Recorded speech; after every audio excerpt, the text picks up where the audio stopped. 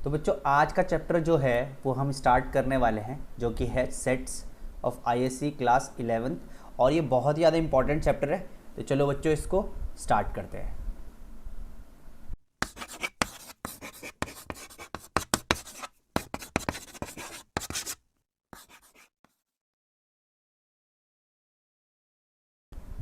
तो बच्चों सबसे पहला सवाल यही आता है मेरे पे कि सेट्स होता क्या है, ठीक है ना। What is set? तो सेट क्या है मेरे पे? Set is a well defined collection of objects, ठीक है ना। ये सेट चैप्टर हमने बेसिकली 8th में पढ़ा हुआ है, तो हम लोगों को थोड़ा थोड़ा नॉलेज है इस पे, है ना। छोटी छोटी बातें हमें पता है। तो चलो स्टार्ट करते हैं यहाँ पे। तो सबसे पहले अगर मैं सेट की बात कर रहा हूँ तो लेट सपोज मैंने ए सेट लिया, और आपको पता होगा सेट कैसे डिफाइंड होता है, collection of well defined objects. और ये जो सेट होता है ये इस कर्ली ब्रेसेस के अंदर होता है ना। तो जैसे मैं बोलूँ ए सेट है मेरा, और मैं यहाँ पे नाम दे देता हूँ इस ए सेट को। देख लीजिए, अगर मैं यहाँ पे बोलता हूँ कि भाई ए इज़ ए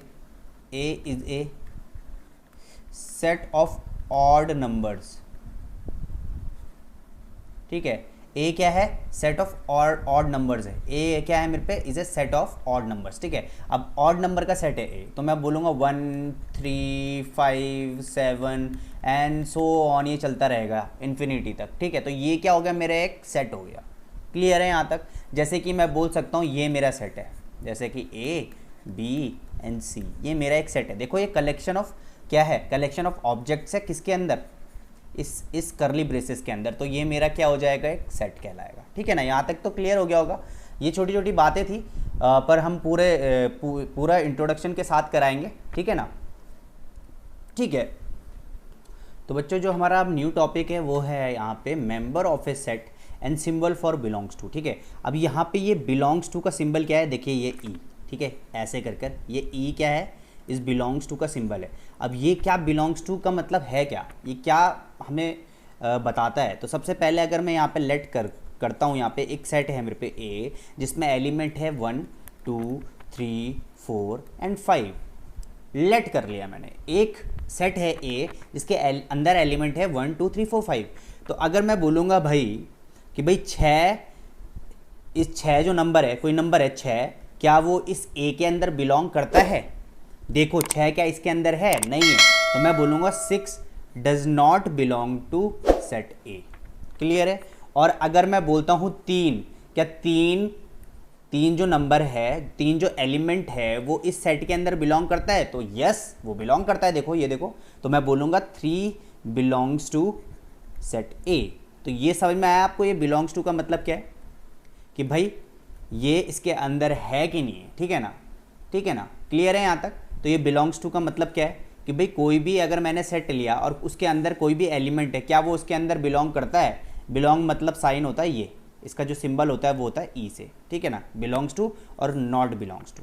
यहाँ तक क्लियर हो गया? आगे बढ़ते हैं, छोटी छोटी चीज़ें हम क्लियर करते हुए चलेंगे, हर डिटेल्ड में मैं बताने वाला हूँ। इंट्रोडक्शन पूरा देखना, बहुत मज़ा आएगा। तो बच्चों रिप्रेजेंटेशन ऑफ सेट, अब रिप्रेजेंट कैसे कर सकता हूँ मैं सेट को? सेट कैसे रिप्रेजेंट कर सकते हैं? तो सेट को रिप्रेजेंट करने के 2 तरीके होते हैं, 2 टाइप्स के होते हैं ये, ठीक है। 2 टाइप्स के होते हैं। पहला क्या? पहला होता है भाई टैबुलर मेथड, है ना। क्या होता है पहला? Tabular method. मैं यहाँ पे लिख लेता हूँ सब में, टैबुलर या टैबुलेशन, है ना।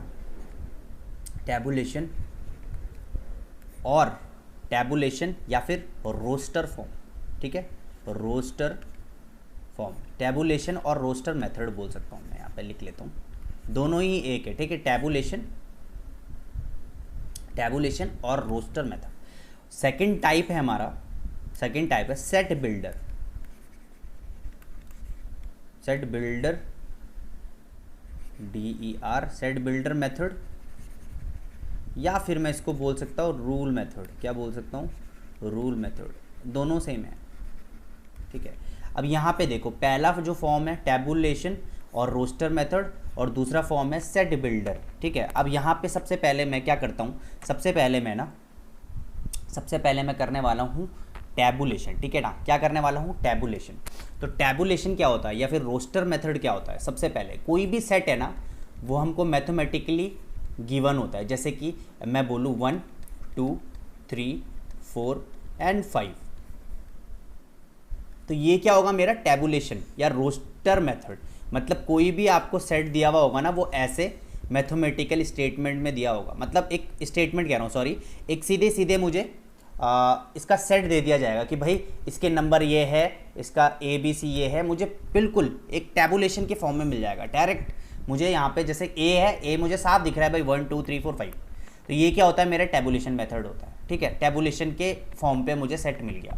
दूसरा होता है मेरा set builder method. Set builder क्या होता है, ये वर्ड्स में दिया रहता है, ये स्टेटमेंट में दिया रहता है।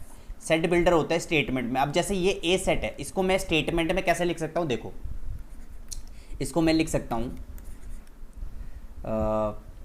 x such that x belongs to natural number where देखो कितने हैं, 1 से 5 तक, where x is less than equals to 5। ये इसका क्या हो गया, देखो एक स्टेटमेंट हो गया। ये क्या सेट बिल्डर फॉर्म में मैंने लिखा है, x सच दैट x की फॉर्म में लिख दिया मैंने। तो ये क्या हो गया मेरा सेट बिल्डर मेथड। ठीक है, अगर आपको कोई भी सेट दिया हुआ हो और ऐसा दिया होगा x such that x belongs to real number, natural number, XYZ जो भी है, तो अगर आपको ऐसे फॉर्म में दिया हुआ है तो ये क्या है मेरा सेट बिल्डर। और आपको डायरेक्ट 1 2 3 4 या कोई भी वैल्यू दे रखी है तो वो टैबुलेशन मेथड होता है। तो यहाँ तक मेरे ख्याल से क्लियर हो गया होगा। ठीक है, क्लियर है ना यहाँ तक? ठीक है जी, हमारा नेक्स्ट टॉपिक है टाइप्स ऑफ सेट्स, तो वो हम देख लेते हैं अभी। ठीक है, आगे बढ़ते हैं और हमारा जो नेक्स्ट टॉपिक है वो हमारा types of sets. Types of sets, sets कितने प्रकार के होते हैं देखते हैं एक एक करके। पहला है हमारा फाइनाइट सेट। क्या? Finite set. अब ये सर फाइनाइट सेट क्या होता है, व्हाट इज फाइनाइट सेट? ठीक है ना, ठीक है। अब मैं बोलूं अगर ये फाइनाइट सेट कैसे है, भाई फाइनाइट सेट वो होता है जिसको मैं काउंट कर सकता हूं।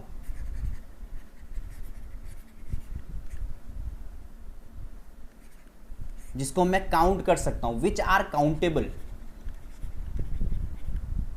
जिसको मैं काउंट कर सकता हूं। ठीक है ना, एक डेफिनेट नंबर होता है उसका।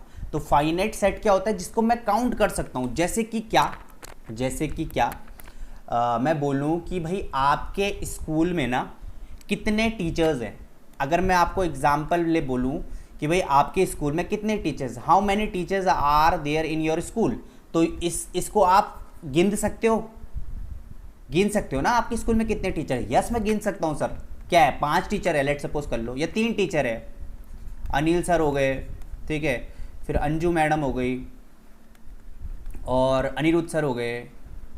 ठीक है ना, तो कितने टीचर है सर? 3 टीचर है मेरे स्कूल में, लेट सपोज मान लिया। तो आप इसको गिन सकते हो, बिल्कुल गिन सकते हो। ये एक फाइनाइट सेट है जिसको आप गिन सकते हो ना, वो क्या होता है आपका फाइनाइट सेट होता है, जिसको आप काउंट कर सकते हो। अब मैं अगर आपको बोलूँ कि मैं बोलूँ अगर एक फाइनाइट सेट बोलता हूँ, अगर मैं आपको बोलूँ कि how many a set of prime number, अगर मैं आपको बोलूँ a set of prime number from 1 to 20, तो आपको क्या करना है, a set of prime number from 1 to 20। तो ये फाइनाइट है कि नहीं है? बिल्कुल मैं गिन सकता हूँ भाई 1 से 20 के अंदर कितने प्राइम नंबर है, तो जो आप गिन सकते हो वो क्या होता है मेरा फाइनाइट सेट। यहाँ तक क्लियर हो गया कि नहीं हो गया?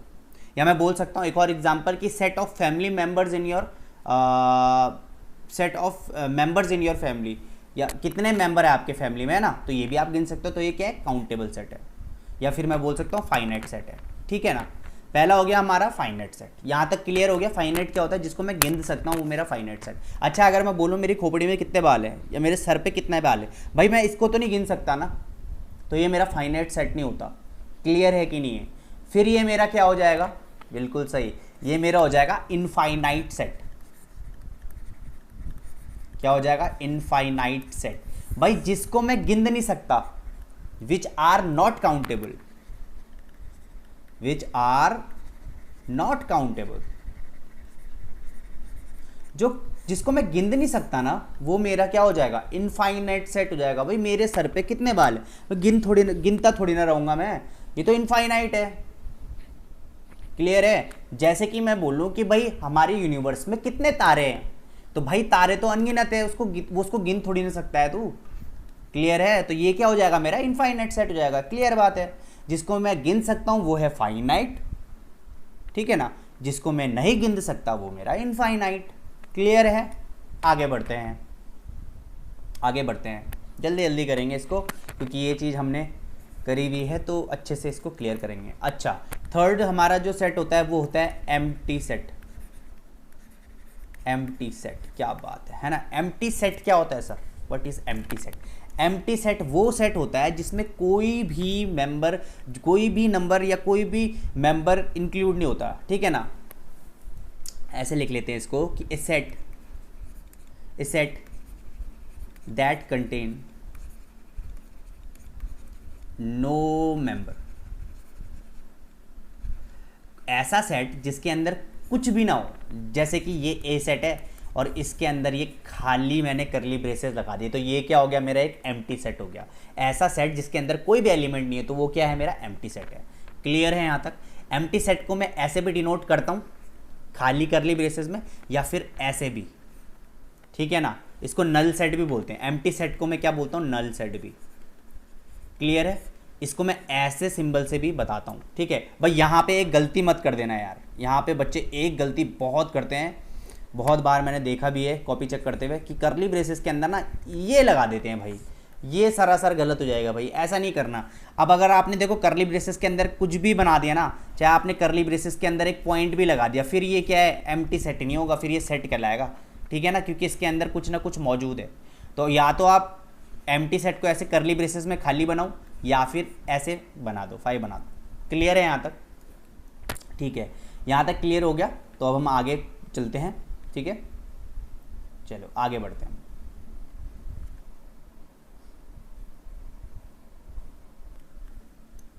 ठीक है, अब आते हैं हमारा नेक्स्ट टॉपिक में, जो कि है सिंगलटन सेट। अब सिंगलटन सेट क्या होता है बच्चों? सिंगलटन सेट ऐसा सेट होता है, set containing only one element. क्या बात है,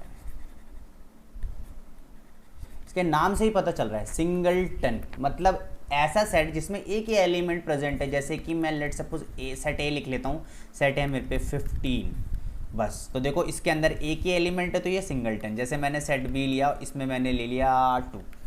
जैसे मैंने सेट सी ले लिया, उसमें ले लिया मैंने कुछ भी ले लिया, सी ले लिया, लेट सपोज स्मॉल सी। तो देखो इस सेट के अंदर एक ही एलिमेंट है, तो ये कौन सा सेट है? Singleton set. क्लियर हो गया ना यहाँ तक? तो चलो भाई आगे बढ़ते हैं। सिंगलटन सेट हमारा क्लियर। अब हम नेक्स्ट करते हैं इक्वल सेट। इक्वल सेट, अब ये सर इक्वल सेट क्या होता है देख लेते हैं। इक्वल सेट, यहाँ पे पहले स्टेटमेंट लिख लो, if both set A and B are identical. अगर कोई दो सेट है ए एंड बी और दोनों आइडेंटिकल है, दोनों सेम है, सिमिलर है, तो मैं इसको बोल सकता हूं कि क्या है? ये इक्वल सेट है। लेट सपोज ए मैंने ले लिया बच्चों यहाँ पे पी क्यू आर, और मैंने यहाँ पे बी ले लिया आर पी क्यू। तो क्या ये दोनों के दोनों इक्वल हैं कि नहीं है?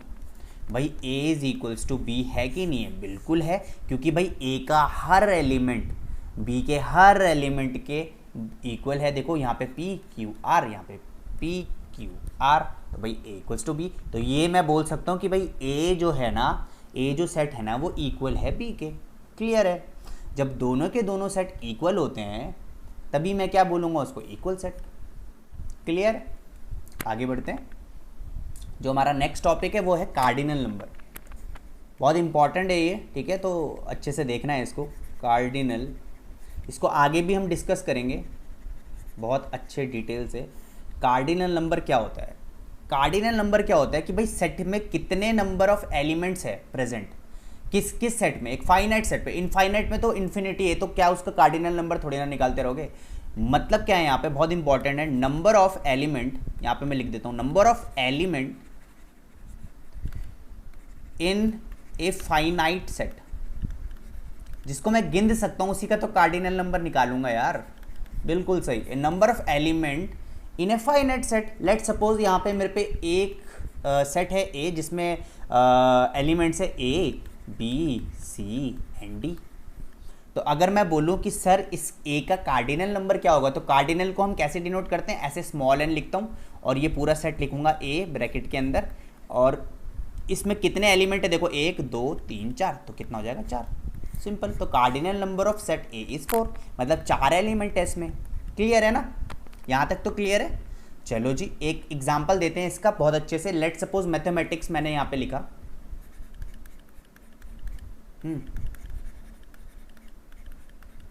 TICS, यहाँ पे मैंने मैथमेटिक्स लिखा और इसका सेट मुझे बनाना है, ठीक है। लेट सपोज यहाँ पे ए है और ए के अंदर एलिमेंट मैंने वर्ड लिखा मैथमेटिक्स। तो आपको पता है कि भाई कोई भी 2 एलिमेंट रिपीट नहीं होते सेट में, है ना, ये चीज़ तो आप लोगों को 8th में भी पता है। तो यहाँ पे मैं लिखता हूँ मैथमेटिक्स MATH,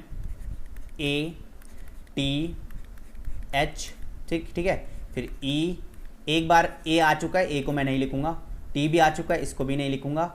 आई आ गया है, नहीं आया। आई, सी भी नहीं आया और एस भी नहीं आया, ठीक है। तो ये मेरा क्या हो जाएगा, सेट हो जाएगा मैथमेटिक्स का। अब इस मैथमेटिक्स का कार्डिनल नंबर क्या है मेरे प्यारे बच्चों, देख लो, 1 2 3 4 5 6 7 8, बिल्कुल। तो कार्डिनल नंबर ऑफ मैथमेटिक्स क्या हो जाएगा, 8। क्लियर है यहाँ तक। तो यहाँ तक आपको सब चीज़ समझ में आ गया होगा। आपको पता है ना सेट में एक नंबर दोबारा रिपीट नहीं होता, ठीक है ना, यहाँ तक क्लियर है। ठीक है जी, बहुत बढ़िया। आगे बढ़ते हैं।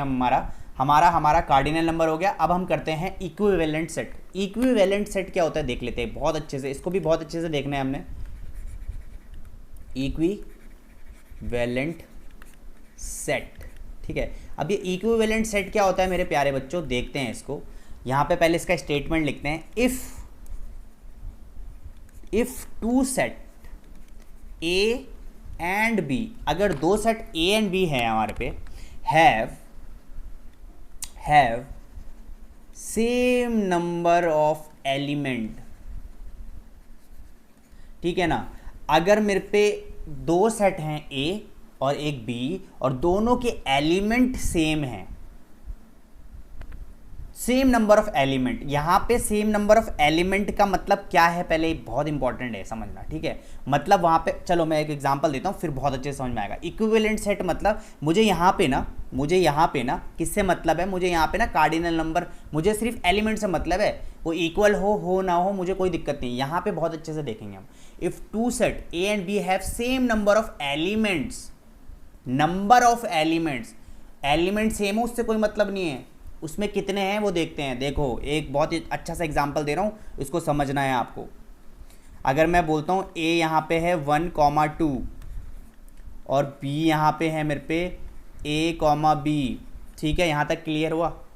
तो यहाँ पे देखो इसके कितने एलिमेंट्स है, 2, कार्डिनल नंबर निकाला 1 2। इसमें कितने कार्डिनल नंबर है मेरे पे, इस पे भी 2 है। तो देखो दोनों के सेम नंबर ऑफ एलिमेंट आ गए, मतलब इसमें भी 2 एलिमेंट हैं और इसमें भी 2 एलिमेंट है जी। तो जब दोनों में 2 एलिमेंट हो गए तो ये मेरा सेट क्या हो गया, इक्विवेलेंट सेट हो गया। क्लियर है कि नहीं है, यहाँ तक क्लियर है।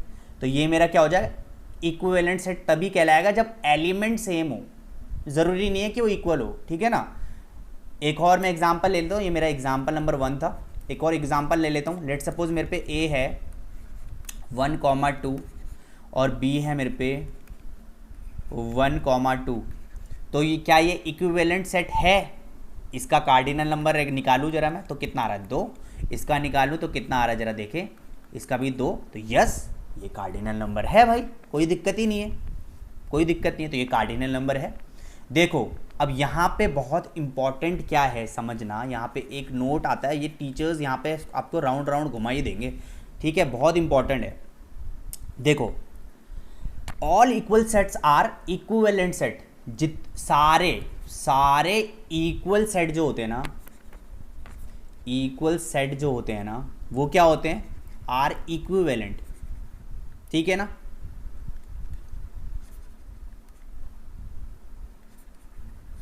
सारे इक्वल सेट इक्विवेलेंट सेट होते हैं। अब यहाँ पे देखो ये इक्वल सेट नहीं है क्या, देखो 1 और 2, देखो 1 1 1 2 1 2, ये इक्वल सेट थे कि नहीं थे। और सारे इक्वल सेट इक्विवेलेंट सेट होते हैं, but her equivalent set equal set नहीं होता, हो भी सकता है और नहीं भी हो सकता है।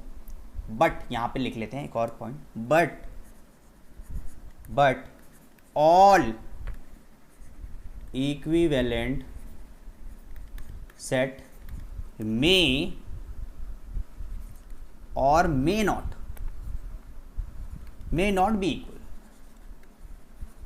इसका मतलब क्या कि भाई सारे इक्वल सेट ना इक्विवेलेंट सेट होते हैं, ठीक है, पर हर इक्विवेलेंट सेट इक्वल सेट नहीं होता। जैसे कि एग्जांपल ले लेते हैं ये वाला, देखो अब देखो ये भी है, अब ये इक्विवेलेंट सेट तो है ना, पर जरूरी ये इक्विवेलेंट सेट है कि नहीं है, 1 2 और ए भी ये इक्विवेलेंट सेट है, पर ये इक्वल सेट नहीं है। देखो यहाँ पे इसके एलिमेंट्स अलग है, ये यहाँ पे ए है, यहाँ पे 1 है, पर ये इक्वल सेट नहीं है। तो यहाँ तक आपको क्लियर हो गया होगा, ठीक है ना। बहुत इंपॉर्टेंट है ये पॉइंट, तो इसको प्लीज़ आप लिख लीजिए, बहुत ज़्यादा इंपॉर्टेंट है, टीचर्स इस पर भी आपको घुमा देंगे कहीं ना कहीं, ठीक है ना। हमारा नेक्स्ट टॉपिक करते हैं बहुत अच्छे से, चलिए। तो बच्चों जो हमारा नेक्स्ट टॉपिक है वो है ओवरलैपिंग सेट। अब ये ओवरलैपिंग होता क्या है, ठीक है ना, इसकी पहले एक डेफिनेशन लिख लेते हैं। Two sets are overlapping, two sets are overlapping if they have at least one element common। क्या मतलब है सर इसका, बताओ मुझे। Two sets are overlapping if they have at least one element common. मतलब क्या, अगर मैं ए लूँ, ए सेट लूँ जिसमें 1 2 3 और 4 है, ठीक है, एक सेट है ए जिसमें 1 2 3 4 है, एक सेट है बी जिसमें है 4 5 6 7। तो भाई दो सेट ओवरलैपिंग तभी कहलाएंगे जब उन दोनों सेट में एटलीस्ट वन एलिमेंट कॉमन होगा। एटलीस्ट मतलब कम से कम एक और ज़्यादा से ज़्यादा कितने भी हो सकते हैं। इसका मतलब क्या है, एटलीस्ट मतलब कम से कम एक और ज़्यादा से ज़्यादा कितने भी हो सकते हैं। तो कम से कम एक जरूर होना है। तो देखो यहाँ पे 4, यहाँ पे 4, तो एक एलिमेंट कॉमन हो गया भाई इस पे। तो ये क्या हो गया, ए और बी क्या हो गए, A and B are overlapping set, ठीक है ना। ए और बी क्या हो गए मेरे, ओवरलैपिंग सेट हो गए। सिंपल सी बात है, ठीक है ना। एटलीस्ट एक होना चाहिए कॉमन, है ना। चलो एक और मैं एग्जांपल ले लेता हूँ, तब थोड़ा कॉन्फिडेंस आ जाएगा आप पे। लेट सपोज मैं यहाँ पे ले लेता हूँ, ए मैंने लिया A B C and D, और बी लिया मैंने C D E and F. तो अब बताओ भाई ए एंड बी ओवरलैपिंग है कि नहीं है। देखो जरा, A B C D E F, तो यहाँ पे देखो सी डी दोनों में कॉमन है, तो यस दे आर ओवरलैपिंग, ठीक है ना। ओवरलैपिंग इसलिए क्योंकि भाई एटलीस्ट वन, ज़्यादा से ज़्यादा, कम से कम एक, ज़्यादा से ज़्यादा कितने भी हो सकते हैं, ठीक है। तो yes this is overlapping set. Clear है यहाँ तक, बहुत बढ़िया जी। आगे बढ़े, ओवरलैपिंग भी हो गया अब हमारा। अब होता है हमारा डिसजॉइंट सेट। अब ये डिसजॉइंट सेट क्या होते हैं लिख लेते हैं। डिसजॉइंट सेट क्या होता है सर, ये डिसजॉइंट सेट, ठीक है ना। पहले इसका स्टेटमेंट लिखते हैं, फिर एक एग्जांपल देखते हैं। If two sets are called disjoint, अगर दो सेट्स डिसजॉइंट सेट हैं, डिसजॉइंट मैं यहां बोल सकता हूं कि two sets are disjoint, if नहीं, two sets are disjoint if they have no element common। Simple है ना, कोई भी एलिमेंट कॉमन नहीं होना चाहिए, तभी वो डिसजॉइंट सेट है। इसका रिले भाई एक सेट है ए और एक सेट है बी, और दोनों में कोई रिलेशन नहीं है, तो ऑब्वियस सी बात है क्या है, वो डिसजॉइंट सेट है। मैं लिख लेता हूँ, ए है हमारा ए बी एंड सी, और बी है हमारा 1 2 और 3। तो भाई देखो ना, इन दोनों में से तो कोई भी एलिमेंट कॉमन नहीं है, इसमें कुछ भी नहीं है, तो ये मेरा ए एंड बी क्या हो जाएगा, डिसजॉइंट सेट जाएंगे। सिंपल है ना। एक और एग्जांपल ले लेते हैं, अगर आप बोलोगे कि सर पता नहीं क्या कर रहे हो आप, है ना। चलो एक और एग्जांपल ले लेते हैं, एक सेकंड रुको।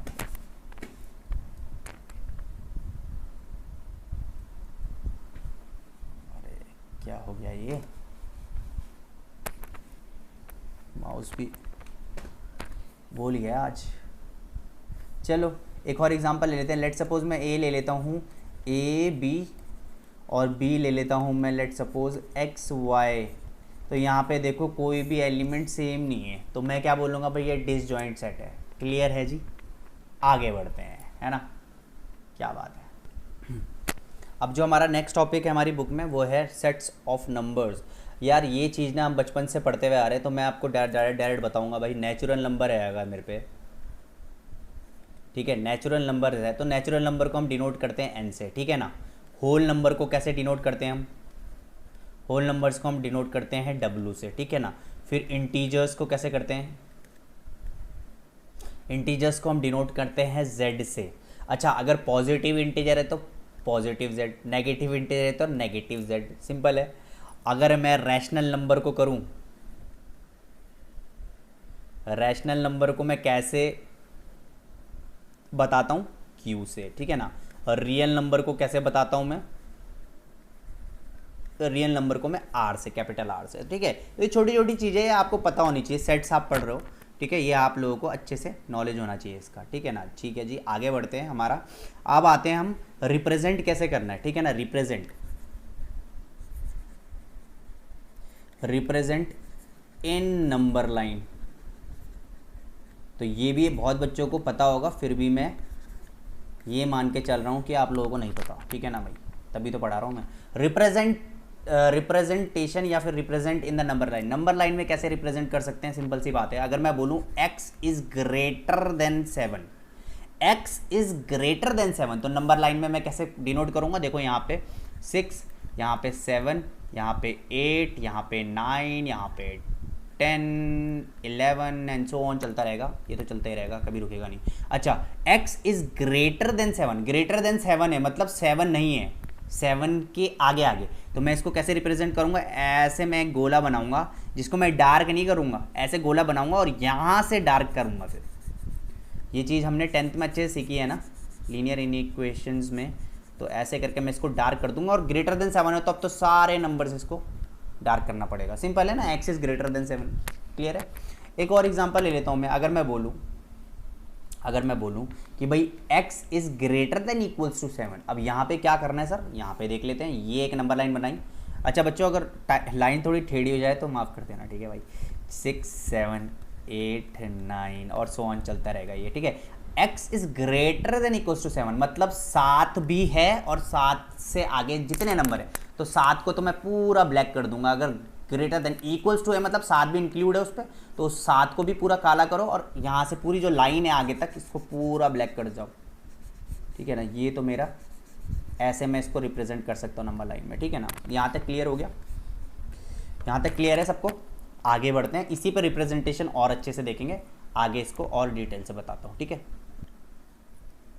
अच्छा अभी हम रिप्रेजेंटेशन कर रहे थे, तो यहाँ पे देखो बहुत इंपॉर्टेंट है। अगर मैं ऐसा कुछ करूँ, ऐसे ये ब्रैकेट्स लगाऊं, और अगर मैं ऐसा ब्रैकेट लगाऊं, तो ये क्या होता है, पहले इसको अच्छे से समझते हैं, उसके बाद इस पर क्वेश्चंस करेंगे, ठीक है। जैसे कि ये जो ब्रैकेट है ना ऐसे वाले, इनको बोलते हैं ओपन ब्रैकेट। क्या बोलते हैं, ओपन ब्रैकेट्स, ठीक है। इस वाले ब्रैकेट को बोलते हैं क्लोज्ड ब्रैकेट। और ये आपको समझना बहुत इंपॉर्टेंट है, क्योंकि 11th और 12th में इसी से खेलेंगे टीचर्स आपके साथ, है ना। ये चीज़ अच्छी होनी चाहिए आप लोगों की, बहुत इंपॉर्टेंट है, ठीक है। यहाँ पे ओपन और क्लोज ब्रैकेट का मतलब क्या है वो मैं आपको एग्जांपल से बताता हूँ। लेट सपोज अगर मैं बोलूँ 4,7, ठीक है। अब इसको मैं कैसे रिप्रेजेंट करूँगा जी, सबसे पहले बहुत इंपॉर्टेंट है। और यहाँ पे ऑब्वियस सी बात है कि यहाँ पे x है, लेट सपोज कर लो x की वैल्यूज़ हैं इसके अंदर, ठीक है। और 7 और 4 और 7 को मैं कैसे रिप्रेजेंट करूँगा, ठीक है। तो यहाँ पे देखिए इसका मतलब क्या है बच्चों, इसका मतलब क्या है, ये वाले जो ओपन ब्रैकेट मैंने 4 और 7 पे लगाया, इसका मतलब ये है कि इस पे ना 4 इंक्लूड नहीं होगा, 4 क्या नहीं होगा, इंक्लूड नहीं होगा, ठीक है, इंक्लूड नहीं होगा, 4 इंक्लूड नहीं होगा, मैं लिख लेता हूँ, नहीं होगा, फील आना चाहिए हम पे, है ना। 4 इंक्लूड नहीं होगा, और इसका मतलब इस ओपन ब्रैकेट का मतलब 7 पे यहाँ पे कि 7 इंक्लूड नहीं होगा इस पे, है ना, इंक्लूड नहीं या नहीं होगा, नहीं होगा, लिख लेता हूँ ना, इंक्लूड नहीं होगा, मतलब 7 भी इंक्लूड नहीं होगा और 4 भी इंक्लूड नहीं होगा, और 4 और 7 के बीच में जितने नंबर है वो सब इंक्लूड होंगे। तो मैं इसको सेट्स में लिख सकता हूँ। यहाँ पे देखो मैं इसको कैसे लिखता हूँ, यहाँ पे बहुत अच्छे से देखना, इसको देखते हैं, बहुत अच्छे से देखना। अब यहाँ पे मैं इसको कैसे रिप्रेजेंट कर सकता हूँ, देखो यहाँ पे मैं लिखता हूँ x is less then 7 and x is greater than 4, मतलब 4 से बड़ा होगा x और 7 से कम होगा। तो ये जो ब्रैकेट है ना, इसमें 7 भी इंक्लूड नहीं होगा, और ये जो ब्रैकेट है ना, इसमें 4 भी इंक्लूड नहीं होगा। तो ये क्या होता है, ओपन ब्रैकेट्स होते हैं। यहाँ तक क्लियर है कि नहीं है? ठीक है, अच्छा जी। अगर मैं बोलूँ कि यहाँ पे मैंने ओपन ब्रैकेट लगाया 3 और कॉमा 8, तो इस ओपन ब्रैकेट का मतलब क्या है कि जो मेरा x है, x जो है मेरा, वो क्या होने वाला है, 8 से छोटा होगा, और x जो होगा वो मेरा क्या होगा, बड़ा होगा 3 से। मतलब 3 और 8 के बीच में नंबर्स होने वाले हैं। 3 और 8 के बीच में नंबर है, 3 और 8 के बीच में मेरे नंबर्स है, पर 3 इंक्लूड नहीं है और 8 इंक्लूड नहीं है, उसके अंदर अंदर है। यहाँ तक समझ में आया? क्लियर हो गया? ठीक है ना, क्लियर है ये बात कि ओपन सेट मतलब। अब आते हैं हम हमारे क्लोज सेट का मतलब क्या होता है, देखते हैं। अब अगर मैं बोलूँ यहीं पे, अगर मैं ये क्लोज सेट लगा दूँ 4 पे और 7 पे, अब ये क्लोज सेट का मतलब क्या है, क्लोज्ड ब्रैकेट का। इस क्लोज ब्रैकेट का मतलब क्या है वो देख लेते हैं, बहुत अच्छे से देखेंगे इसको। इसका मतलब ये है बच्चों, इसका मतलब ये है कि इसमें 4 भी इंक्लूड होगा और 7 भी इंक्लूड होगा। इसका मतलब ये कि अगर मैं इसको सेट पे बनाऊं तो ये ऐसा हो जाएगा कुछ, देखो बहुत ही इंपॉर्टेंट है, बहुत ही इंपॉर्टेंट है। ये हो जाएगा ऐसा करके कुछ, और x is greater than equals to 4, तो ये ऐसा कुछ हो जाएगा। मतलब 4 भी होगा, 5 भी होगा, 6 भी होगा और 7 भी होगा। इसके अंदर जितने सेट होंगे सारे आ जाएंगे। मतलब क्लोज ब्रैकेट पे क्या होता है, क्लोज ब्रैकेट बहुत इंपॉर्टेंट है। ये जो क्लोज ब्रैकेट होता है ना, इसमें ये नंबर भी इंक्लूड होता है। ये क्लोज ब्रैकेट क्या होता है ना, जिसके पास है वो नंबर भी इंक्लूड होगा। और ओपन ब्रैकेट में क्या होता है, जैसे अगर ये 6 है तो ये नंबर नहीं होगा इंक्लूड। मतलब क्या, इसके अंदर अंदर वाले जितने भी नंबर्स हैं वो नंबर इंक्लूड हो जाएंगे। जैसे कि अगर मैं ये बोलता हूँ, यहाँ पे नीचे लिखता हूँ मैं, अगर मैं ये बोलूँ 4,8 और ये दोनों क्या है, ओपन ब्रैकेट्स हैं, तो भाई सीधी सीधी बात ये है कि 4.1 से लेके और 7.9999, मतलब 8 नहीं होगा, इसके अंदर अंदर वाले नंबर्स होंगे। तो ये आई होप आप समझ गए होंगे। और इसको कैसे रिप्रेजेंट करना है हमें नंबर लाइन में, वो भी देख लेते हैं।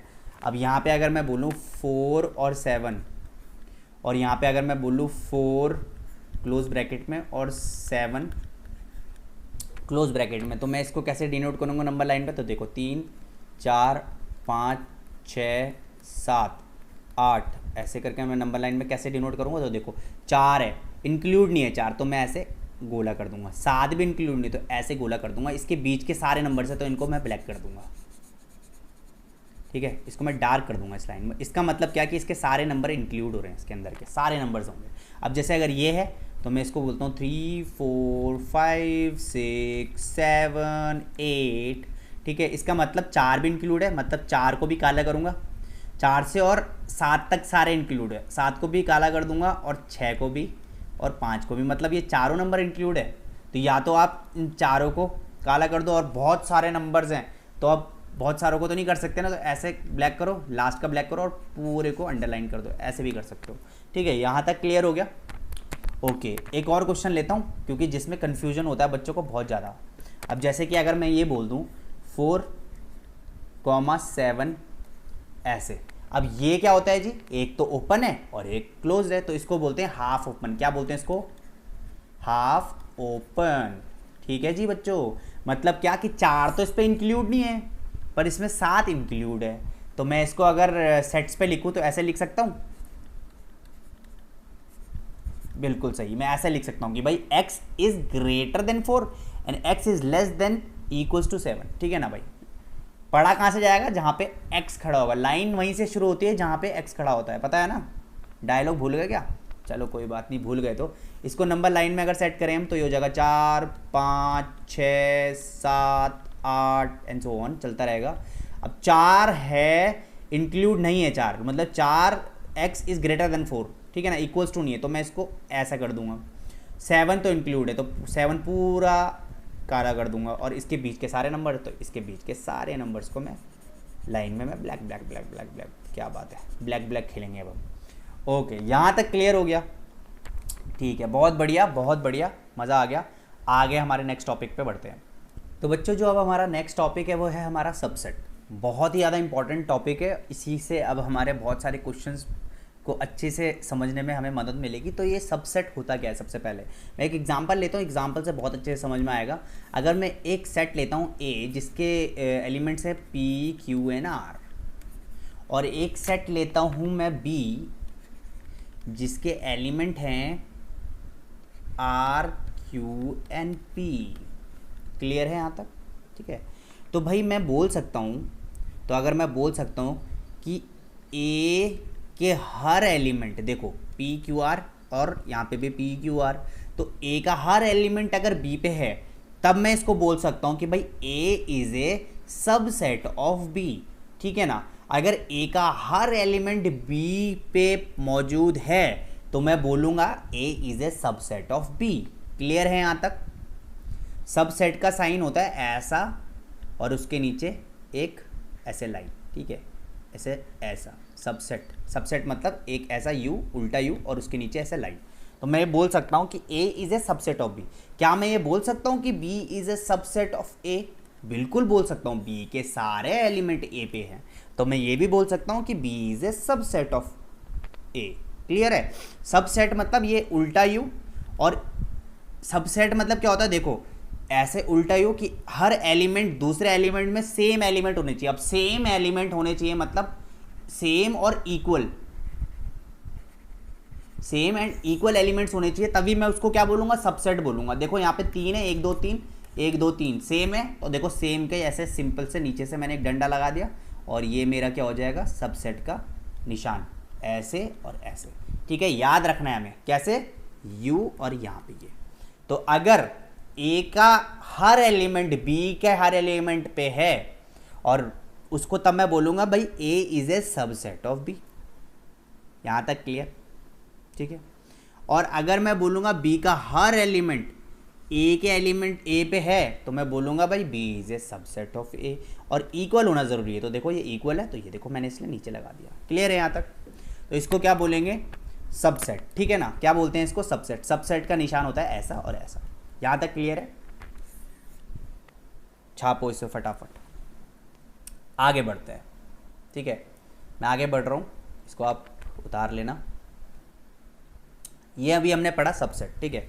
अब आते हैं हमारे पे प्रॉपर सबसेट क्या होता है, प्रॉपर सबसेट, ठीक है ना। अब ये प्रॉपर सबसेट क्या है सर, देख लेते हैं क्या है ये प्रॉपर सबसेट। ओके जी, अब लेट सपोज यहाँ पे मैं एक एलिमेंट मैं एक सेट लेता हूँ ए जिसमें है 1 2 3 एंड 4, और मैं एक सेट लेता हूँ बी जिसमें है एलिमेंट 1 एंड 2, ठीक है। अब यहाँ पे देखो इस बी का हर एलिमेंट ए पे है कि नहीं है ये बताओ। देखो 1 2 ए पे भी 1 2, तो मैं ये बोल सकता हूँ कि B is a proper subset of A. बिल्कुल सही, प्रॉपर सबसेट ऑफ ए मतलब क्या होता है कि बी का हर एलिमेंट ए पे हो सकता है। तो देखो इसको मैं बोल सकता हूँ प्रॉपर, प्रॉपर सबसेट होता है ऐसा, सिर्फ यू, उल्टा यू ऐसे।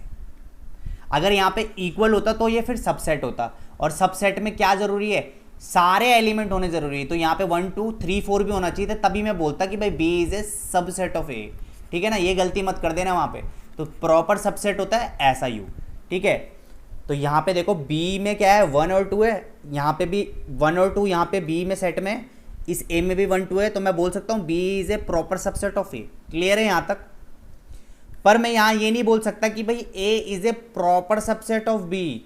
देखो ना ए में कितने एलिमेंट है, 1 2 3 4, 3 4 भी तो है, ये बी में तो 3 4 नहीं है, तो मैं यहाँ नहीं, ये नहीं बोल सकता। तो इसके लिए मैं क्या करूँगा, B is not a proper subset of B, ठीक है। A is not a proper subset of B. ठीक है ना, यहां तक क्लियर हो गया। अगर कोई प्रॉपर सबसेट नहीं है, ए के हर एलिमेंट तो बी में नहीं है, तो मैं यहां पे क्या बोलूंगा कि A is not a proper subset of B. But मैं यहां पे ये बोल सकता हूं कि बी का हर एलिमेंट ए पे है, तो मैं ये बोल सकता हूं कि B is a proper subset of A. यहां तक क्लियर हो गया मेरे प्यारे बच्चों? आगे बढ़ते हैं जरा। तो अभी हमने देखा सबसेट, एक प्रॉपर सबसेट। अब हम आते हैं नेक्स्ट वाले टॉपिक में, जो कि है सुपर सबसेट। सुपर सबसेट में सुपर सेट। ठीक है, तो देखते हैं, यहाँ पे लिखते हैं सुपर सेट। अब ये सुपर सेट क्या होता है मेरे प्यारे बच्चों? देखो, जैसे प्रॉपर सबसेट था ना, जैसे प्रॉपर सबसेट था वो तो ऐसा था। अब सुपर सेट होता है प्रॉपर का उल्टा, तो ये हो जाएगा ऐसे। मैं इसको लाल पेन से लिखता हूँ, ऐसे हो जाएगा, उल्टा हो जाएगा। प्रॉपर सबसेट हो जाएगा उल्टा। इसका मतलब क्या? पहले एग्जांपल लेते हैं। लेट सपोज सुपर सेट क्या होता है मैं बता देता हूँ। ए पे लेट सपोज एलिमेंट है 1 2 3 एंड 4, और बी पे एलिमेंट है मेरे पे 1 एंड 2।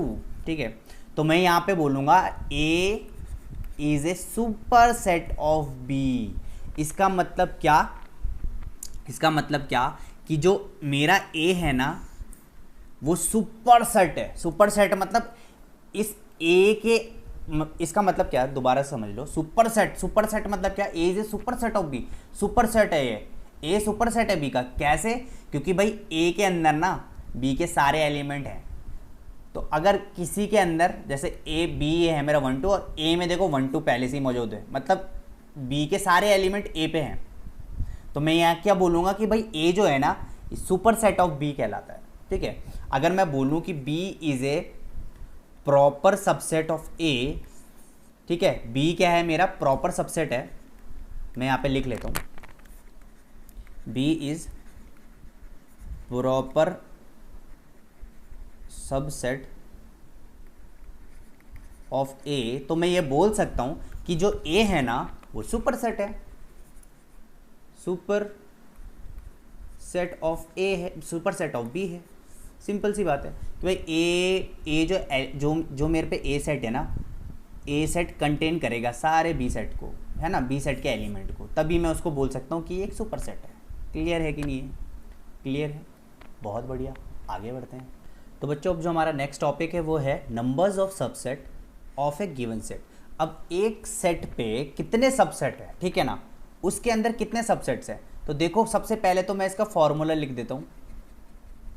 पहले मैं इसका फॉर्मूला लिख देता हूँ, ये याद रखना है आपको, 2 की पावर n। अब यहाँ पे ये क्या ड्रामा है सर, देख लेते हैं। सबसे पहले अगर मैं एग्जांपल लूँ, अगर लेट सपोज ए एक सेट है जिसमें एलिमेंट्स है 2, 1 एंड 2। ठीक है, अब इसके सबसेट कितने होने वाले हैं? ठीक है, इसके सबसेट तो कितने एलिमेंट है गिन दो, कार्डिनल नंबर इस पे कितने हैं देख लो। ये हो जाएगा कितने? 2। अब इसका क्या? 2 की पावर n, जितने ये नंबर हैं इतना ही मैंने यहाँ पे 2 लिख देना है। n मतलब कितने नंबर है मेरे पे? 2, तो 2 की पावर 2 विच इज़ 4। मतलब इस ए सेट के ना कितने सबसेट होंगे? कितने सबसेट होंगे? ठीक है, कितने सबसेट होंगे? कितने? 4। अब वो क्या है वो मैं आपको बता देता हूँ। देखो, हमारे कितने आए सबसेट? 4 आ गए। अब मैं क्या करने वाला हूँ, इसके सबसेट्स निकालता हूँ यहाँ पे। तो यहाँ पे इसके सबसेट्स क्या हो जाने वाले हैं? देखो, पहला तो हो जाएगा ये 1, ठीक है, तो मैंने यहाँ पे लिख दिया 1।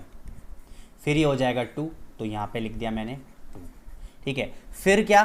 देखो, हर सेट का एक सबसेट 100% हमेशा होता है क्या? वो होता है 5। मतलब 5 तो हर सबसेट का एक सबसेट तो होगा ही होगा। ठीक है ना भाई, हर सेट का एक सबसेट 5 तो होना ही वाला है, तो 5 तो हर जगह होगा ही होगा, तो 5। और दूसरा वो खुद मतलब 1 एंड 2।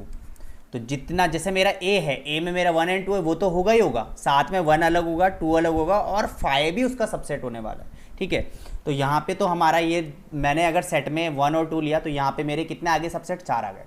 अगर मैं यहाँ पे लेट सपोज कर लो, मैं कर लेता हूँ एलिमेंट्स ले लेता हूँ। यहाँ पे मैं 3 एलिमेंट ले लेता हूँ। जैसे कि मेरा एक सेट है जिसमें मैंने एलिमेंट्स लिए 1 ए बी एंड सी। ठीक है, तो अब यहाँ पे देखो इस कितने नंबर्स हैं, इसके कार्डिनल नंबर कितने होंगे? 3। तो यहाँ पे 2 की पावर n था, तो ये हो जाएगा 2 की पावर 3 विच इज़ 8। मतलब 8 सबसेट होने वाले हैं इसके। तो अब देखते हैं, बनाऊँ मैं इसके सबसेट, देखते हैं। सबसे पहले तो 5 हो गया, ठीक है, फिर ये सारा का सारा खुद ही हो गया, तो ये हो जाएगा ए बी एंड सी, फिर हो जाएगा मेरा ए, फिर हो जाएगा मेरा बी, फिर हो जाएगा मेरा सी। क्या बात है, तो कितने हो गए, 1 2 3 4 5 6 7 8, 3 और चाहिए, तो अब हो जाएगा मेरे पे ए बी, फिर हो जाएगा मेरे पे बी सी, फिर हो जाएगा मेरे पे सी ए। क्या बात है ना। तो देखो अब ये गिन दो कितने हो गए मेरे पे, 1 2 3 4 5 6 7 8। तो भाई ये सेट के सबसेट कितने होने वाले, 8, जो कि मैंने आपको यहाँ पे नीचे बता दिया। मोस्ट इंपॉर्टेंट आपको याद क्या रखना है, बहुत इंपॉर्टेंट है कि कोई भी सबसेट है, कोई भी सेट है, लेट सपोज यहाँ पे मैंने लिख लिया 1 1 2 3, ठीक है, मैंने यहाँ पे लिख लिया 1 2 3, ठीक है। अब इसका फाई जो होगा ना, ये इसका सबसेट होने वाला है, फाई जो होगा वो ए का सबसेट होगा, ठीक है भाई, और ये खुद भी ए का सबसेट होगा, मतलब 1 2 3 भी एक सबसेट होने वाला है इसका, ठीक है। तो यहाँ तक क्लियर हो गया होगा मेरे ख्याल से, ठीक है ना। अब इस पे जरा थोड़ा सा थ्योरम्स देख लेता हूँ, थोड़ा सा थ्योरम्स को डिस्कस कर लेते, फिर आगे नेक्स्ट हमारा टॉपिक में प्रोसीड करेंगे हम, है ना।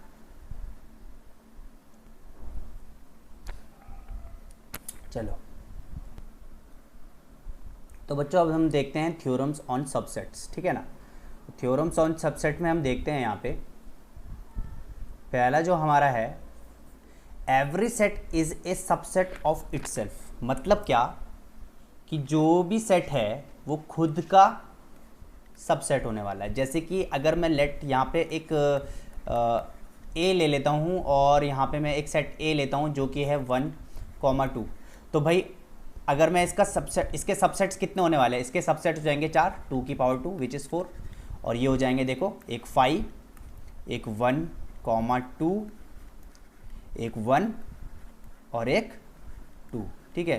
तो ये 4 इसके सबसेट्स बनेंगे। और देखो 1 2, तो देखो every set is a subset of itself, मतलब हर सेट ना अपने ही सेट का सबसेट होता है ना। Every set is a set of itself, वो अपना ही क्या होता है, सबसेट होता है। तो देखो 1 2, यहाँ पे भी 1 2, क्लियर है यहाँ तक। तो मैं इसको ये बोल सकता हूँ कि भाई A is a subset of A, simple है, ठीक है। फिर हम सेकंड वाले में आते हैं, तो देखो सेकंड वाला क्या कह रहा है, बिल्कुल सही बात।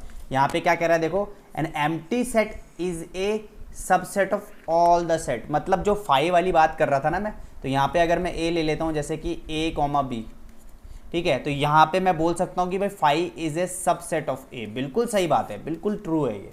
और अगर मैं यहाँ पे बी ले लेता हूँ 1 2, तो क्या यहाँ पे 5 सबसेट होगा बी का, बिल्कुल सही होगा, क्योंकि हर सेट का एक सबसेट 5 जरूर होता है।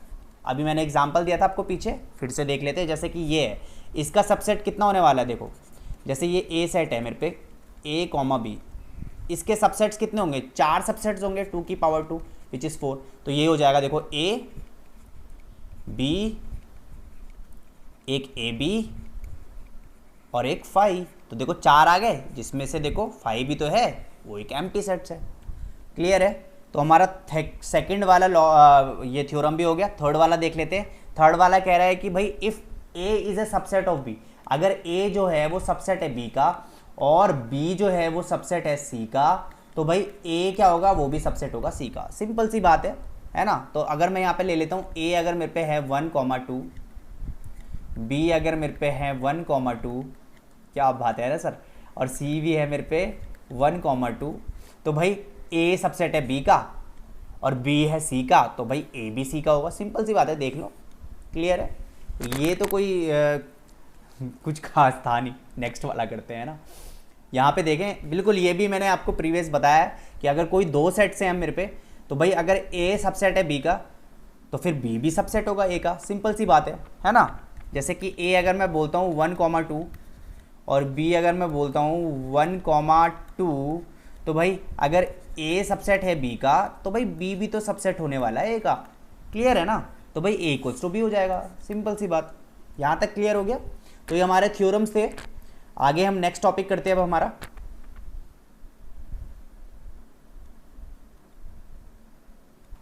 तो बच्चों अब हमारा जो नेक्स्ट टॉपिक है वो है हमारा family of sets and power sets, ठीक है ना। तो family of sets and power sets के बारे में हम देखते हैं बहुत अच्छे से। तो यहाँ पे देख लीजिए, फैमिली ऑफ ए सेट की बात कर रहा है। तो फैमिली ऑफ ए सेट क्या होता है? लेट सपोज मैं यहाँ पे एग्जांपल देता हूँ। तो मेरे पे ए सेट है कोई जिसमें है एलिमेंट 1 एंड 2, ठीक है। यहाँ पे मेरे पे एक बी सेट है जिसमें एलिमेंट है ए एंड बी, ठीक है। और यहाँ पे एक सी सेट है जिसमें मेरे एलिमेंट है डॉलर एंड रुपी ले लेते हैं, हाँ रुपी का साइन, ठीक है ना। तो यहाँ पे मेरे पे ये ए बी सी सेट हो गए, ठीक है। अब इसकी फैमिली क्या होती है? इन सब सेट को जब मैं एक सेट के अंदर लिखता हूँ तो ये क्या हो जाएगा? ये हो जाएगा इसका फैमिली ऑफ सेट। तो मैं इसको एस से डिनोट कर देता हूँ, किसी से भी कर सकते हो आप। तो ये मैं इसको ऐसे लिख सकता हूँ, देखो 1, 2, बी को लिख दूंगा मैं ए, बी, और सेट सी को मैं लिख सकता हूँ ऐसे डॉलर एंड रुपी, ठीक है। और ये जो मेरा एस है ना, यही क्या हो गई? इसकी फैमिली ऑफ सेट्स हो गई, ठीक है। ये क्या होगा? इसकी फैमिली ऑफ सेट हो गई।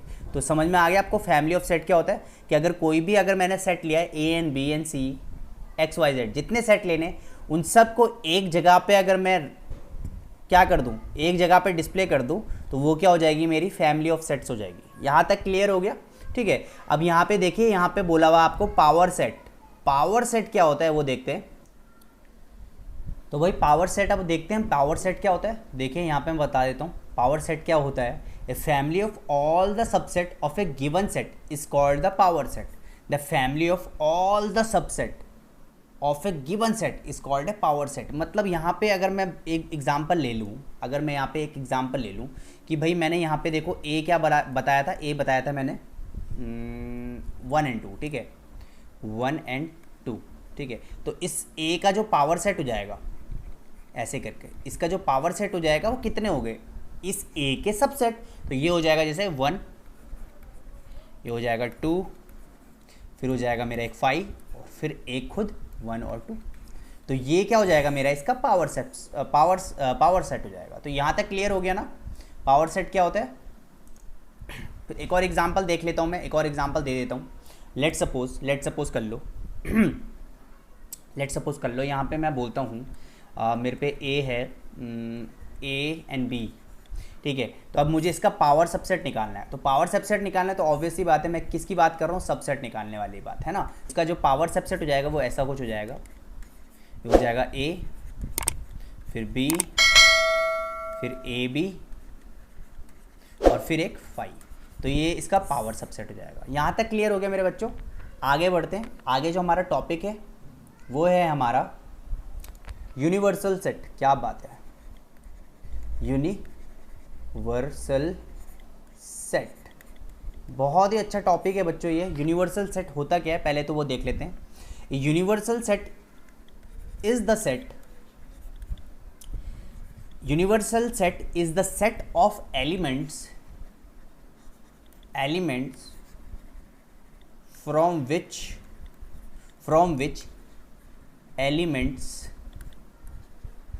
may be chosen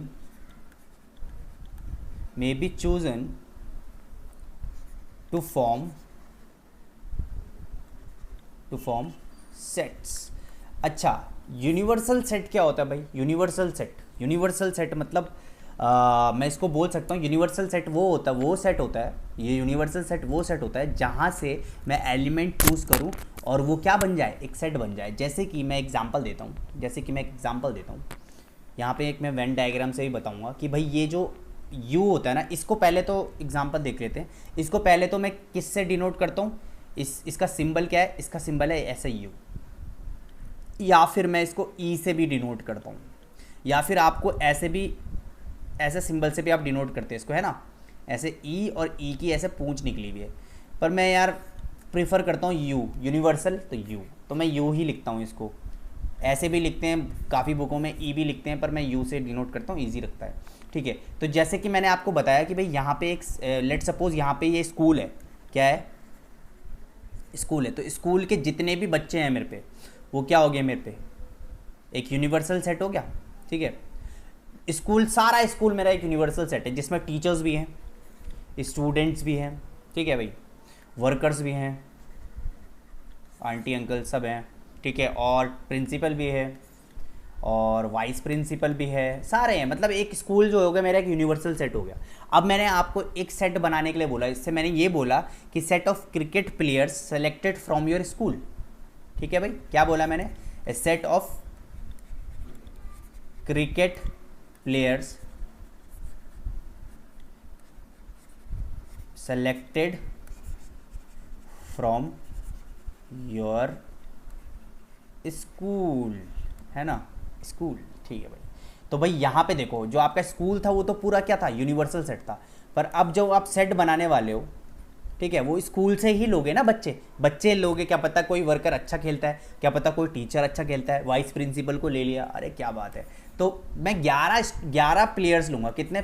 11 प्लेयर्स लूँगा। तो देखो यूनिवर्सल सेट क्या था मेरा, स्कूल था। स्कूल से मैंने बच्चे लिए, ये लिए, टीचर लिए, स्टूडेंट लिए, तो मैंने 11 प्लेयर ऐसे ले लिए। तो यहाँ तक समझ में आया कि यूनिवर्सल सेट क्या होता है? क्लियर है यहाँ तक? कोई दिक्कत? कोई बात नहीं। चलो भाई, अब हमने यूनिवर्सल सेट कर लिया। अब हम थोड़ा वेन डायग्राम्स में आएंगे, क्योंकि अभी मैंने वेन डायग्राम अभी यहाँ पे बना ही दिया है, तो अच्छे से देखते हैं इसको। ठीक है ना। यूनिवर्सल सेट जो होता है ये यूनिवर्सल होता है, मतलब उस यूनिवर्सल सेट से मैं सारे सेट्स उठाता हूँ। क्लियर हो गया यहाँ तक? चलो भाई, अब हम करेंगे वेन डायग्राम। जो अब हमारा नेक्स्ट टॉपिक है वो है हमारा वेन डायग्राम्स। ठीक है ना। वेन डायग्राम्स क्या होते हैं कि भाई ये क्या होते हैं बेसिकली? वेन डायग्राम्स क्या होते हैं? डायग्राम होते हैं। ये क्या होते हैं भाई? डायग्राम्स होते हैं, जिसके मदद से मैं क्या सेट को रिप्रेजेंट करता हूँ ना। Diagram to represent set. Clear है यहाँ पे? तो वेन डायग्राम्स क्या होते हैं? Diagram which represents a set. तो यहाँ पे देखो एग्जांपल ले लेता हूँ। यहाँ पे मैं एक डायग्राम बनाता हूँ। एक ये मेरा यूनिवर्सल सेट हो गया, इसको मैं यू लिख लेता हूँ। यहाँ पे मैंने एक सेट लिया ए, यहाँ पे मैंने बी सेट लिया बी। ठीक है। तो ये ऐसा कुछ करके डायग्राम अभी मैं आपको और डिटेल से बताऊंगा जब मैं ऑपरेशन ऑफ सेट करेंगे हम, है ना। तो ये कुछ ऐसा डायग्राम रिप्रेजेंट करता है। ठीक है ना। आगे जब हम बढ़ेंगे वेन डायग्राम अच्छे से पूरा क्लियर करते हुए चलेंगे। ठीक है। अब जो हमारा नेक्स्ट टॉपिक है वो है ऑपरेशन ऑफ सेट, जो भी अभी मैं बात कर रहा था, ऑपरेशन ऑफ सेट। ठीक है ना। बहुत इंपॉर्टेंट है ये, और ये हमें शायद अच्छे से सेट जब हमने किया था 8th में तो पता है इसके बाद। फर्स्ट है हमारा यूनियन ऑफ सेट। ठीक है ना। यूनियन, तो मैं यहाँ लिख लेता हूँ यूनियन ऑफ सेट। ठीक है। यूनियन ऑफ सेट्स, सबसे पहले इसका जो साइन होता है, सिंबल होता है, वो होता है ऐसा यू, ऐसे। ठीक है। तो मैं इसको बहुत अच्छे से एक्सप्लेन करने वाला हूँ यूनियन ऑफ सेट क्या होता है। ठीक है। सबसे पहले मैं एक यहाँ पे एग्जांपल ले लेता हूँ। ठीक है। और यहाँ पे मैं एक एग्जांपल लेता हूँ। लेट सपोज मैं एक सेट लेता हूँ ए, जिसमें मेरा एलिमेंट है 1 2 3, 1 2 एंड 3। ठीक है। और एक सेट लेता हूँ मैं यहाँ पे बी, जिसमें एलिमेंट है मेरे पे 4 एंड 5, राइट।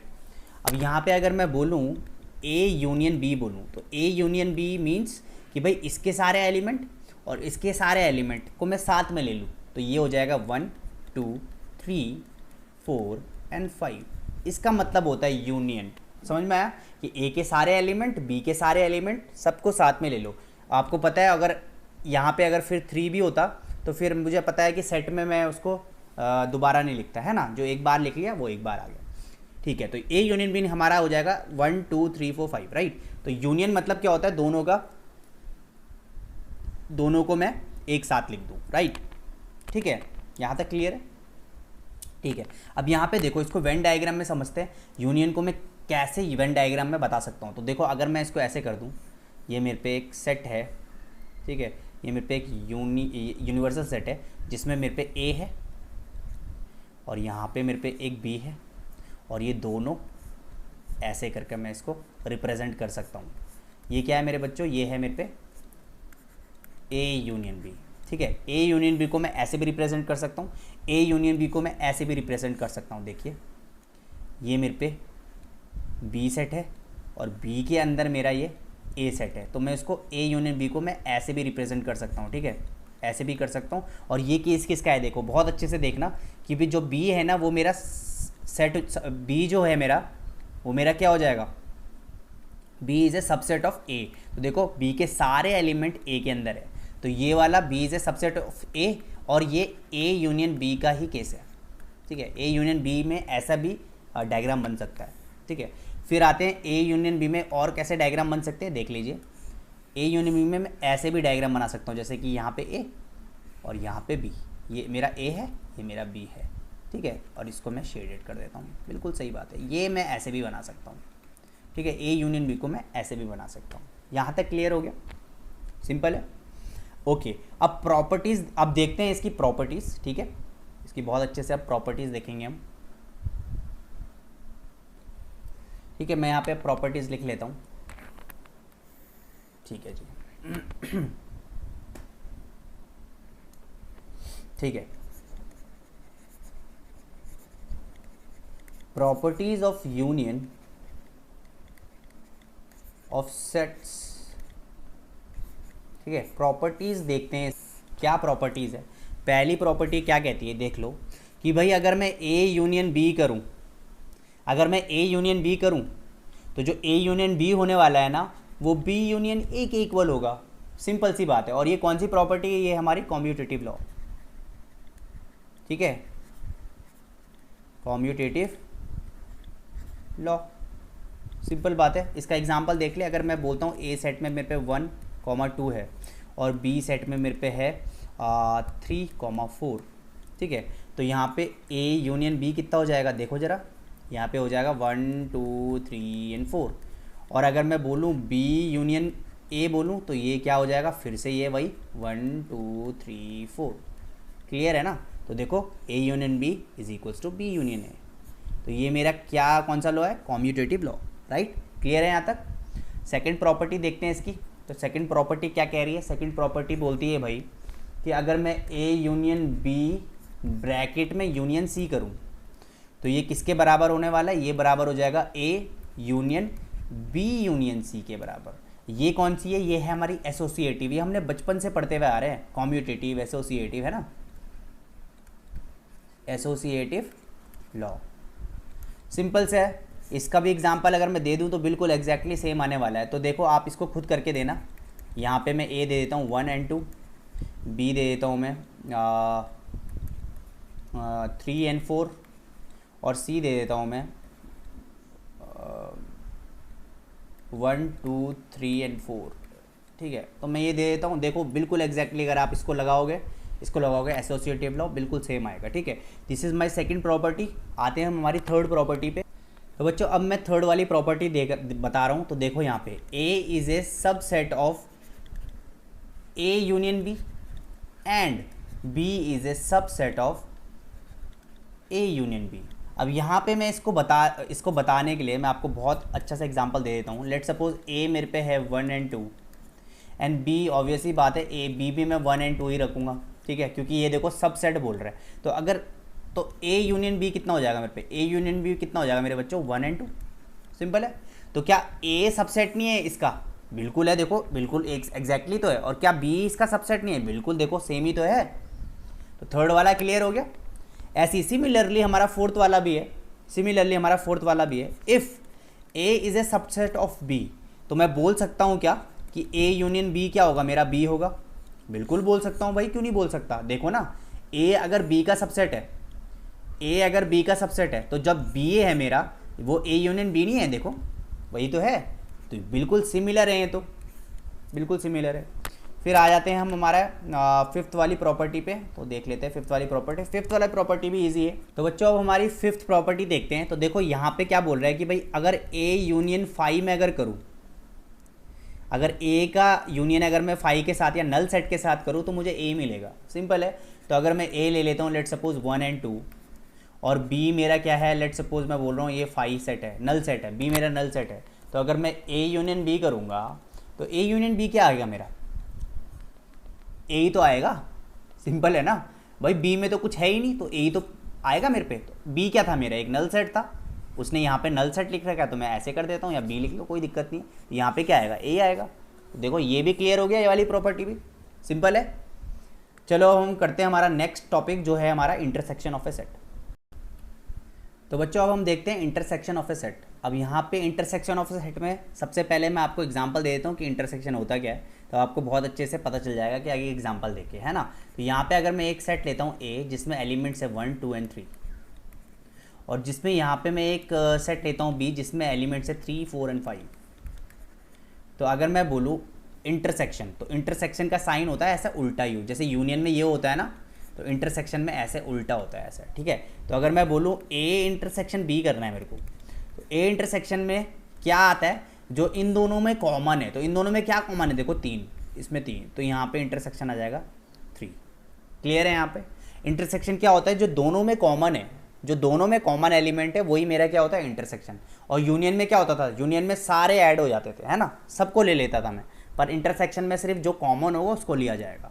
यहाँ पे क्लियर हो गए, क्लियर है, सिंपल सी बात है ये तो, ठीक है। एक और ले लेता हूँ मैं एग्जांपल, लेट सपोज अगर मैं ये बोल रहा हूँ कि ए, यहाँ पे ए नहीं लेता हूँ ए क्योंकि खुद ही एक सेट है, तो मैं यहाँ पे एक काम करता हूँ, यहाँ पे मैं ले लेता हूँ 2 3 4 5, और यहाँ पे मैं सेट बी में लेता हूँ, सेट बी में लेता हूँ 2 3 6 8, ठीक है। तो इन दोनों में ए इंटरसेक्शन बी क्या हो जाएगा, देखो दोनों में कॉमन क्या है, 2 है 2 है, 3 है 3 है, बाकी कुछ नहीं है, तो इंटरसेक्शन हो जाएगा 3 4। क्लियर है यहाँ तक। तो इंटरसेक्शन समझ गए होंगे कि दोनों सेट में जो कॉमन है उसको ले लेता हूँ, तो वो होता है मेरा इंटरसेक्शन, ठीक है ना।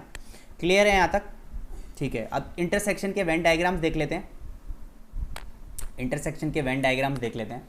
तो यहाँ पे अगर मैं इंटरसेक्शन के वेन डायग्राम देखूँ तो यहाँ पे मैं इसको बना लेता हूँ। तो ये मैंने एक बनाया, ठीक है, क्या बात है, एक रेक्टेंगल बना लिया। तो मैं यहाँ पे एक, ये मेरा ए हो गया और ये मेरा बी हो गया, और इसके जो बीच में देखो ये शेडेड पार्ट है, ये क्या है मेरा इंटरसेक्शन, ये वाला जो शेडेड पार्ट है ना, ये वाला, ये मेरा इंटरसेक्शन वाला पार्ट है, ठीक है ना, ठीक है। तो अगर मैं ऐसे करके इसमें एक वो बनाऊँ, जैसे कि ये मेरा यूनियन, ये मेरा यूनिवर्सल हो गया, ये मेरा ए है, ये मेरा बी है, ठीक है। अब देखो ए के अंदर क्या था, ए के अंदर था मेरे पे, मैं आपको बता देता हूँ, देखो ए के अंदर था मेरा 1 2 3, ऊपर इसमें आ जाते हैं, ए के अंदर था मेरा 2 3 4 5, और बी के अंदर है 2 3 6 8। तो मैं यहाँ लिख लेता हूँ 2 3, क्या था 2 3 4 5, ठीक है, 2 3 4 5 ए के अंदर, और बी के अंदर क्या था मेरे पे, देखो 2 3 6 8, 2 3 6 8। अब यहाँ पे देखो, यहाँ पे देखो, दोनों में देखो क्या कॉमन है, इंटरसेक्शन में क्या आया, इंटरसेक्शन में मेरा 3 4 आया, तो यहाँ पे देखो, ठीक है, यही था, बी में कितना था 2 3 6 8 और 2 3, ठीक है ठीक है ठीक है। अब इन दोनों में देखो मेरे पे क्या कॉमन है, इंटरसेक्शन मेरा क्या था, 2 और 3 था, यहाँ पे देखो ना, ये 3 एंड 4 कर दिया मैंने, यहाँ पे 2 एंड 3 था, ठीक है, 2 एंड 3 था मेरा इंटरसेक्शन। यहाँ पे आप चेक कर लेना 2 एंड 3 है, ठीक है, 2 एंड 3 है, ठीक है। तो जो इंटरसेक्शन है मेरा 2 एंड 3 है, तो देखो दोनों का कॉमन है 2 एंड 3, तो यहाँ पे ये 2 एंड 3 हटेगा यहाँ से, और कहाँ पे आएगा ये 2 एंड 3, यहाँ पे आ जाएगा 2 एंड 3, ठीक है, इस जगह पे। क्लियर हो गया। तो ये मेरा इंटरसेक्शन पार्ट है, ठीक है। इसको मैं एक और तरीके से बना सकता हूँ, जैसे कि ऐसे करके भी बना सकता हूँ इसको, ठीक है। यहाँ पे बी ले लिया, इसके बाहर मैंने ले लिया ए, ठीक है, और ये मेरा बी पार्ट शेडेड हो गया। ये किसका केस है बच्चों, ये किसका केस है, देख लीजिए, बहुत इंपॉर्टेंट है ये, ठीक है। यहाँ पे अगर मैं ए ले लूँ, लेट सपोज मैं ए ले रहा हूँ 1 2 एंड 3, और मैं बी ले लेता हूँ, बी ले लेता हूँ लेट सपोज मैं 3, तो इस केस में ये फिट नहीं बैठ रहा, देखो 1 2 और यहाँ पे देखो 3 बी में है, तो यहाँ पे मैं 3 नहीं बना सकता, तो ये वाला केस भी इंटरसेक्शन का हो सकता है, बिल्कुल हो सकता है, ठीक है ना। और एक और केस है इंटरसेक्शन का, जो कि ऐसा है कि भाई एक ये है और ये बी है, ये दोनों ही अलग है, सेपरेट है, तो ये भी इंटरसेक्शन का केस है। और यहाँ पे देख लो कि ए इंटरसेक्शन बी में ना, यहाँ पे नल सेट मिल रहा है, मगर अगर मैं बोलूँ ए इंटरसेक्शन बी मुझे नल मिल रहा है, तो ये वाला डायग्राम होगा इसमें, क्योंकि इसमें कोई भी कनेक्शन नहीं है, दोनों अलग अलग हैं। क्लियर हो गया यहाँ तक, क्लियर हो गया यहाँ तक। चलो जी, अब हम करते हैं इसकी प्रॉपर्टीज़, ठीक है। जैसे हमने यूनियन की प्रॉपर्टीज़ करी, वैसे ही हम इंटरसेक्शन की प्रॉपर्टीज़ भी करते हैं, और मैं इसको डायरेक्ट प्रॉपर्टी लिखा रहा हूँ आपको, क्योंकि मैंने यूनियन में अच्छे से बताया, तो मैं इसमें आपको एग्जाम्पल नहीं दूंगा। आप सीधे सीधे प्रॉपर्टी करते हैं, प्रॉपर्टीज़ ऑफ इंटरसेक्शन, बहुत ही इंपॉर्टेंट है ये, ठीक है ना, ये पूछ लेते हैं टीचर्स। तो प्रॉपर्टीज़ क्या है, अगर मैं भाई ए इंटरसेक्शन बी करूँ, और बी इंटरसेक्शन ए करूं तो वो दोनों के दोनों इक्वल होने वाले हैं, तो ये मेरा कौन सा लॉ होगा, कॉम्यूटेटिव।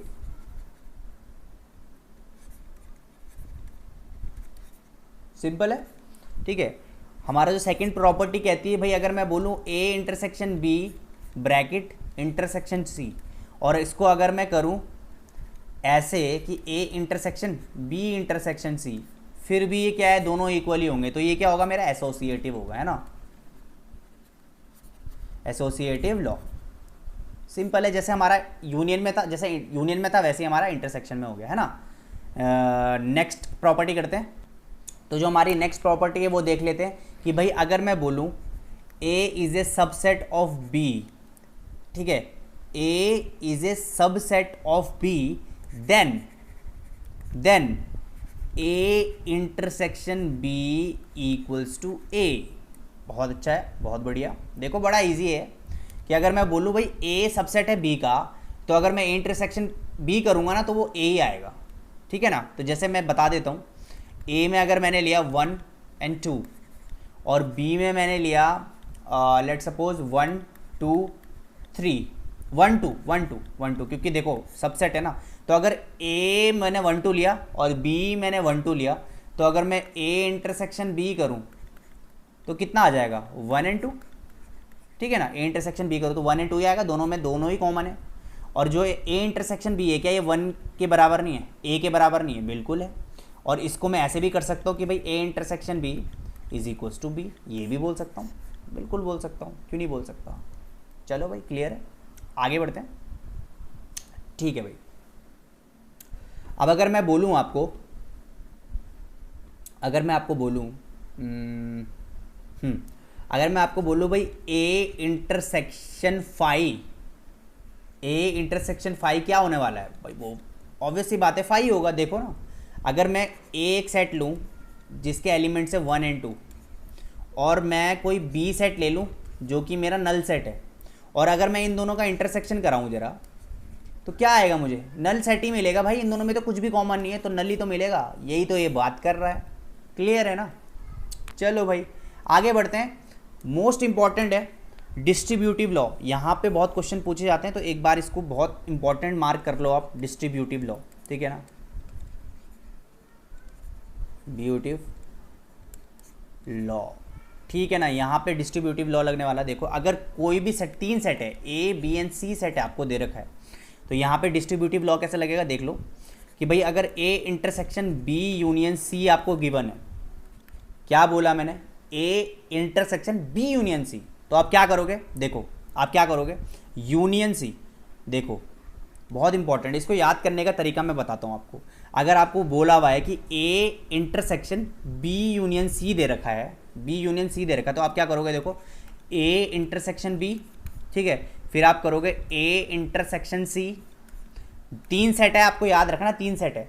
अगर आपको बोला हुआ है A intersection B union C दे रखा है, तो आपको याद करना है A intersection B, A intersection C, और बीच में यूनियन लगा देना है, क्लियर। फिर से दोबारा देख लो, फिर से दोबारा देख लो, डिस्ट्रीब्यूटिव लॉ किसका है, ये इंटरसेक्शन वाले केस का, अभी यूनियन वाले का भी बताने वाला हूँ।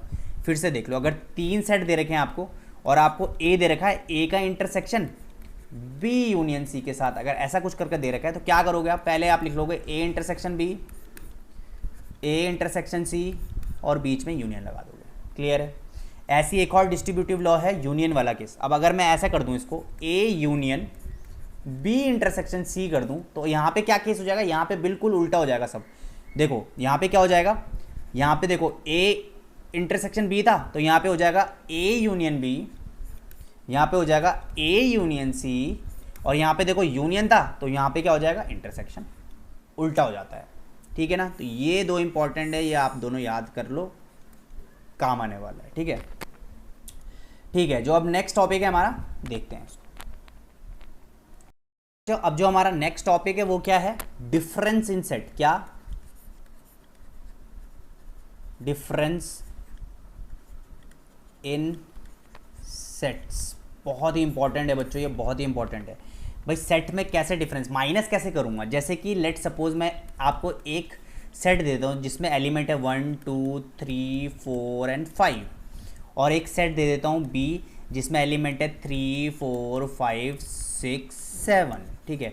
अगर आपको क्वेश्चन आए कि a माइनस बी, यहां पे आप क्या करोगे, डिफरेंस, सेट में डिफरेंस कैसे करोगे, माइनस कैसे करोगे। सबसे पहले देखो आगे कौन है, फ्रंट में कौन है, फ्रंट कमांडर कौन है, ए है। मतलब क्या, मतलब क्या, अब आपको क्या करना है, ए से बी माइनस करना है। अब यहाँ पे देखो फ्रंट में ए है, तो देखो सबसे पहले ए देखो, यहाँ पे 3, यहाँ पे 3, इसको काट दो, यहाँ पे 4, यहाँ पे 4, इसको काट दो, यहाँ पे 5, यहाँ पे 5, इसको काट दो। ए में कितना बच गया, 1 और 2, तो क्या आ गया मेरा आंसर, 1 और 2। मुझे मतलब नहीं है बी में कितना भी बचे, आगे कौन है, जो आगे रहेगा उसके एलिमेंट बचेंगे वही मैं लिखूंगा यहाँ पे। क्लियर है। अब अगर मैं इसी चीज को अगर मैं b माइनस ए करूं, क्या, दोबारा से सुनो, अगर मैं इसी चीज को अगर मैं b माइनस ए करूं, क्या करूं, b माइनस ए, तो अब क्या होने वाला है देखते हैं।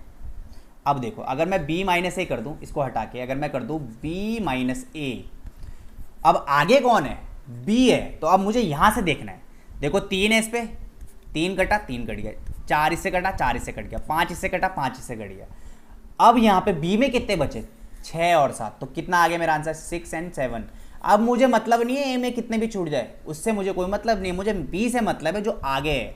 क्लियर है यहाँ तक, डिफरेंस इन सेट आ गया आपको समझ में, क्लियर है, यहाँ तो कोई दिक्कत नहीं है। एक और एग्जाम्पल ले लेते हैं, फिर और अच्छे से आपको डिफरेंस समझ में आ जाएगा। एक और मैं एग्जाम्पल देख लेता हूँ, ठीक है। यहाँ पे मैं लेट सपोज करता हूँ a मेरे पे सेट है 1 2 3 4 और 5, और b मेरे पे सेट है 6 7 8 9 और 10, ठीक है। अगर मैं a माइनस बी करूँ तो देखो यहाँ पे कुछ कट रहा है, इससे कुछ नहीं कट रहा, देखो कुछ भी नहीं कट रहा, तो a माइनस बी क्या हो जाएगा, मेरे सारे a के सेट 1 2 3 4 और 5। क्लियर है। अगर मैं b माइनस ए करूँ तो यहाँ पे क्या आ जाएंगे, देखो b कट रहा है, कुछ भी नहीं कट रहा, सिर्फ पूरा का पूरा b मिल गया मुझे, तो क्या हो जाएगा 6 7 8 9 और 10।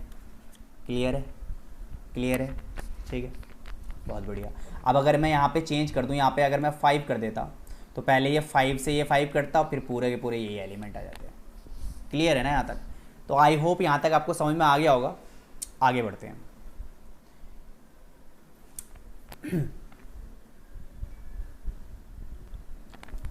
तो बच्चों जो हमारा नेक्स्ट टॉपिक है वो है कॉम्प्लीमेंट ऑफ ए सेट। ये भी बहुत ही ज़्यादा इंपॉर्टेंट टॉपिक है बच्चों। तो मैं आपको बता देता हूँ एग्जांपल देकर कि कॉम्प्लीमेंट होता क्या है। सीधे सीधे बात है ना। अगर मेरे पे एक यूनियन है, अगर मेरे पे एक यूनिवर्सल सेट है, सॉरी, अगर मेरे पे एक यूनिवर्सल सेट है जिसमें है 1 से लेकर 10 तक नंबर, तो मैं लिख लेता हूँ 1 2 3 4 5 6 7 8 9 और 10। ठीक है, ये मेरा एक यूनिवर्सल सेट है। अब यूनिवर्सल सेट से ही मैंने एक सेट उठाना है जो कि है मेरा ए, जिसमें है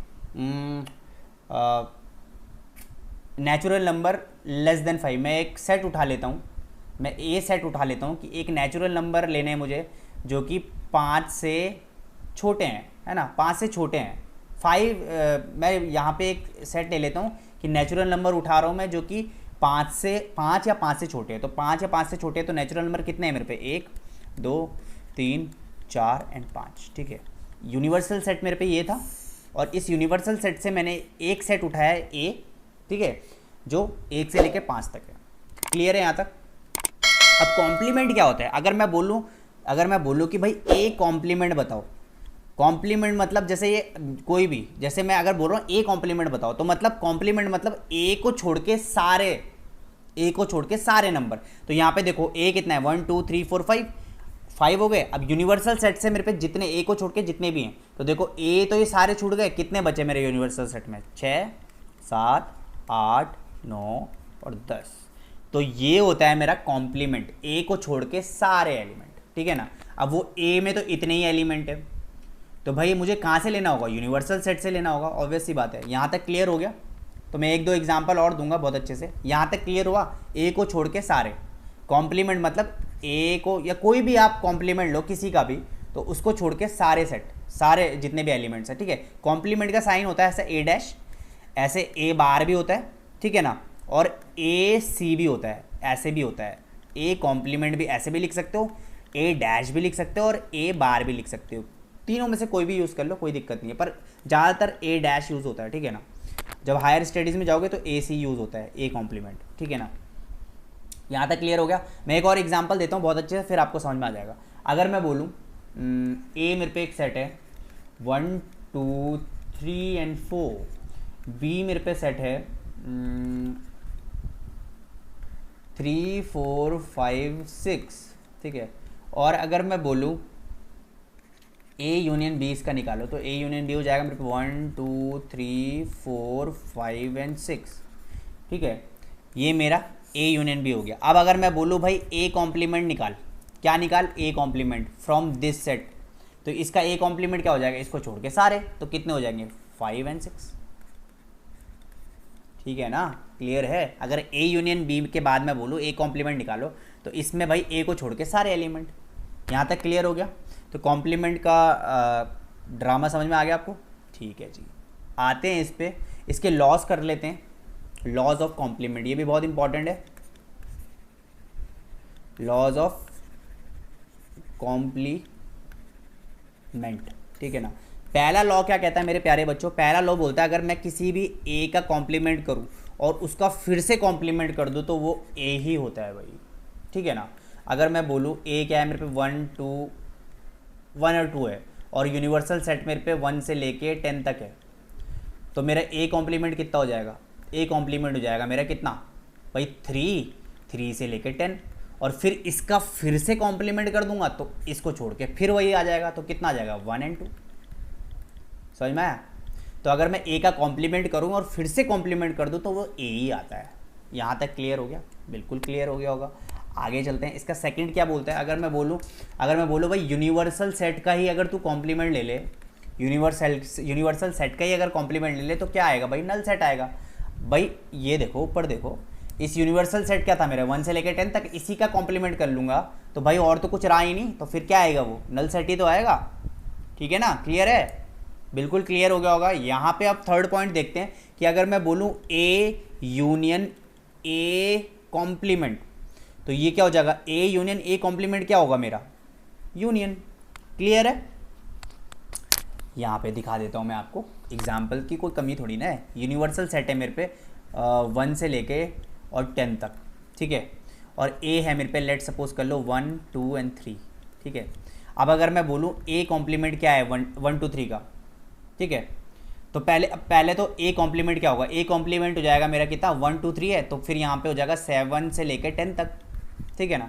अब अगर मैं ए यूनियन ए कॉम्प्लीमेंट कर दूँ, भाई इन दोनों का यूनियन कर दूँ, तो क्या आ जाएगा मेरे पे, भाई यूनिवर्सल सेट तो आ गया पूरा का पूरा, देखो ना पूरा यूनिवर्सल सेट नहीं आ गया 1 से लेकर 10 तक, तो यूनिवर्सल सेट आ गया। तो समझ में आया ये वाली प्रॉपर्टी, ठीक है जी। अब आते हैं हम मोस्ट इंपॉर्टेंट, भाई मोस्ट इंपॉर्टेंट बोल रहा हूँ तो थोड़ी सी इज्जत कर लो। मोस्ट इम्पॉर्टेंट जो कि हर समय पूछी जाती है एग्ज़ाम में, आपके टीचर बड़े मज़े लेंगे इसमें आपके, डी मॉर्गन, ठीक है, डी मॉर्गन्स लॉ। इसकी 2 लॉ हैं, दोनों इंपॉर्टेंट है। पहला क्या है देख लो, अगर मैं ए यूनियन बी कर दूं, ए यूनियन बी का कॉम्प्लीमेंट कर दूं, ए यूनियन बी का कॉम्प्लीमेंट कर दूं, तो दोनों के कॉम्प्लीमेंट हो जाते हैं, किसके, ए का भी कॉम्प्लीमेंट और बी का भी कॉम्प्लीमेंट। यहाँ पे रखो, देखो अगर मैं ए यूनियन बी का कॉम्प्लीमेंट करूँ तो किसका, दोनों के कॉम्प्लीमेंट हो जाते हैं, ए की भी कॉम्प्लीमेंट बी के भी कॉम्प्लीमेंट। अब अगर यहाँ पे यूनियन है तो ये साइन हो जाता है उल्टा, ये हो जाता है इंटरसेक्शन। ये मेरा पहली प्रॉपर्टी है डी मॉर्गन की। दूसरी प्रॉपर्टी देखते हैं, दोबारा से देखो, अगर मैं बोलूँ ए इंटरसेक्शन बी कॉम्प्लीमेंट, तो फिर से दोबारा ए इंटरसेक्शन, यहाँ पे भी बी इंटरसेक्शन, यहाँ पे क्या है देखो इंटरसेक्शन, तो यहाँ हो जाएगा यूनियन। क्या बात है ना। ये 2 इंपॉर्टेंट है डी मॉर्गन्स की प्रॉपर्टी, तो बहुत इंपॉर्टेंट है। ये आगे जब क्वेश्चन करेंगे तब हम इस पे लगाएंगे, इसको याद रखना है आपको। क्लियर है यहाँ तक, आगे बढ़ते हैं हम। तो बच्चों जो हमारा लास्ट टॉपिक है इस चैप्टर का वो है कार्डिनल नंबर। ये हम पहले भी कर चुके हैं पर यहाँ पे कुछ अलग होगा, देखो जरा। अब कार्डिनल नंबर आपको पता है, ये मैं आपको बता चुका हूँ इंट्रोडक्शन में। अगर मेरे पे ए सेट है जिसमें 3 एलिमेंट है 1 3 एंड 2, ठीक है, 3 एलिमेंट है जिसमें 1 3 एंड 2 या 1 2 एंड 3, तो इसका कार्डिनल नंबर आप लोगों को पता है कितना हो जाएगा, 3 है ना, एक एलिमेंट, दो एलिमेंट, 3 एलिमेंट, तो कितना हो जाएगा कार्डिनल नंबर इसका 3। अब यहाँ पे एक बात बताता हूँ मैं आपको, यहाँ पे मैं क्या करने वाला हूँ, देखो now we have to find, लिख लो भाई से, we have to find the number of elements in union of set. अब इसका मतलब क्या है सर, इसका मतलब मैं आगे बताता हूँ। अब यहाँ पे कुछ प्रॉपर्टीज़ देखो, अगर मैं यूनियन में करूँ तो यूनियन में कार्डिनल नंबर क्या होगा देख लेते हैं एक बार, है ना। अगर मैं ऐसा करूँ cardinal number of A union B, तो अगर मैं ये प्रॉपर्टी लगाऊँ, this is my first property, अगर मैं बोलूँ cardinal number of A union B, तो यहाँ पे क्या हो जाएगा cardinal number of A plus cardinal number of B, ठीक है।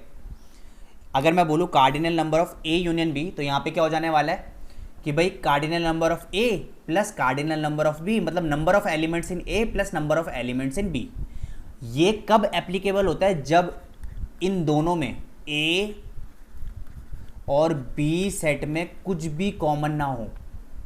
क्लियर है, कुछ भी कॉमन ना हो, मतलब ये है 1 2 3, ये है 4 5 एंड 6, ये तभी एप्लीकेबल है।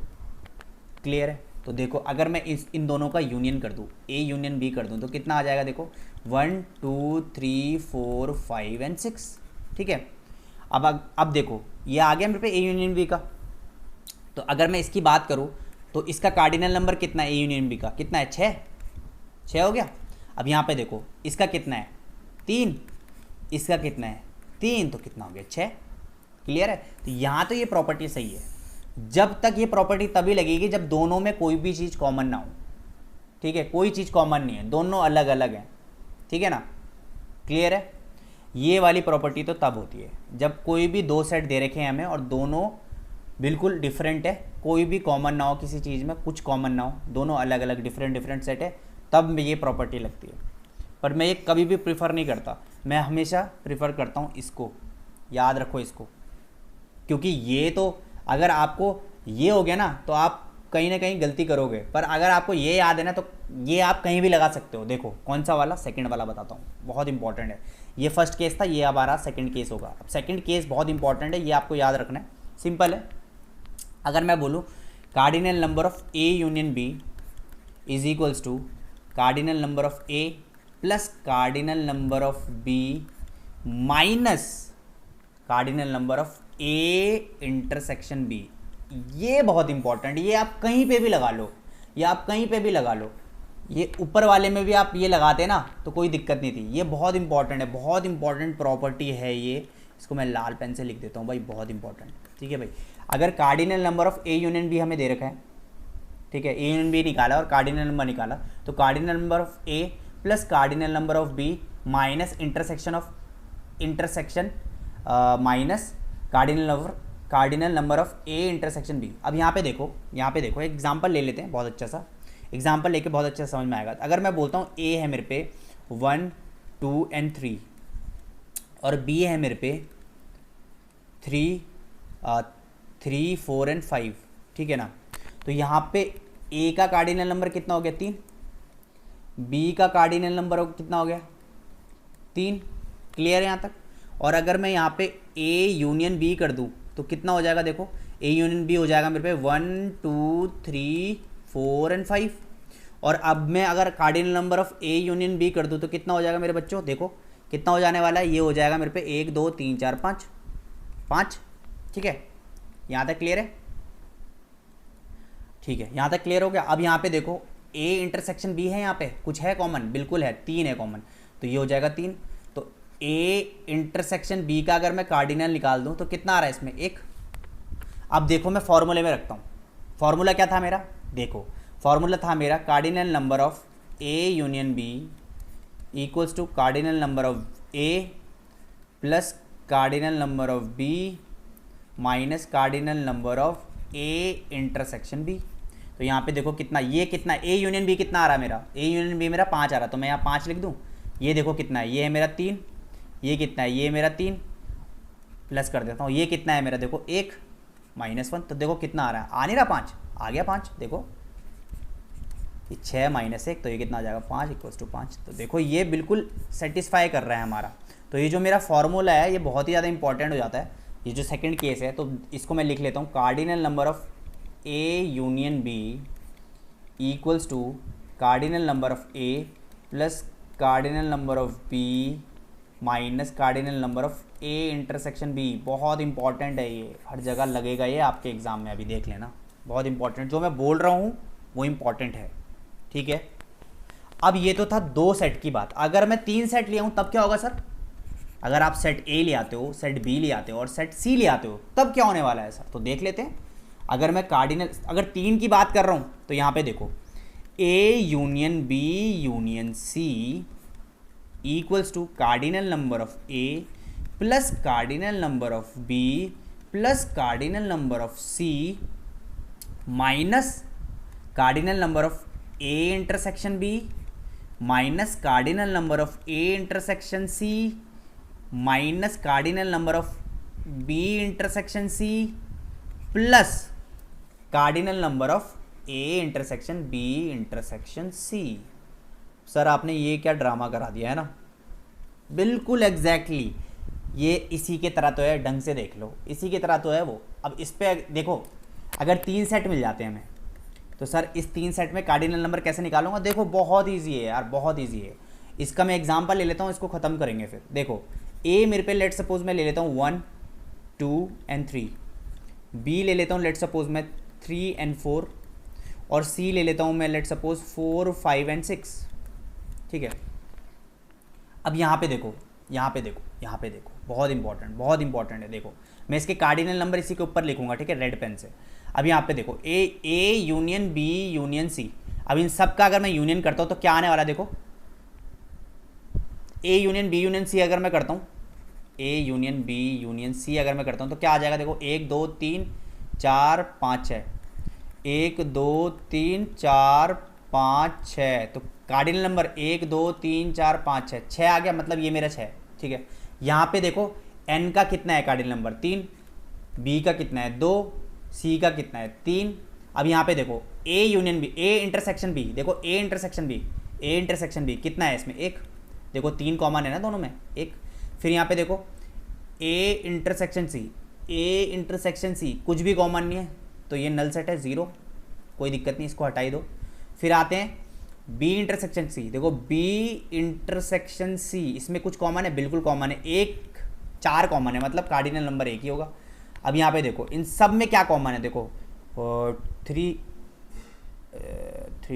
कुछ भी कॉमन नहीं है, इन तीनों में कुछ कॉमन नहीं है, तीनों को लोगा तो कोई भी कॉमन नहीं है, तो ये भी 0। तो अब यहाँ पे देखो, यहाँ तो 6 आ रहा था तो ये हो जाएगा 3 + 2 + 3 -1 तो कितना हो जाएगा? देखो ये पूरा कट गया, 2 से 6 आ गया। तो देखो बिल्कुल ये सेटिस्फाई कर रहा है मेरा ये फार्मूला। तो अगर मैं 3 का केस लेता हूँ तो यहाँ पे मैं फिर से लिख रहा हूँ, 3 का केस अगर मैं लेता हूँ तो यहाँ पे 3 के केस में क्या हो जाएगा? Cardinal number of A union B union C equals to पहले ए फिर बी फिर सी, फिर क्या करोगे? माइनस ए इंटरसेक्शन बी फिर माइनस ए इंटरसेक्शन सी, फिर क्या बचा? फिर माइनस बी इंटरसेक्शन सी, और फिर इन सब का कार्डिनल नंबर सबका ए बी सी, मतलब A intersection B intersection C, ठीक है ना। तो ये हमारा एक और प्रॉपर्टी थी जब हम 3 सेट लेंगे। क्लियर है यहाँ तक?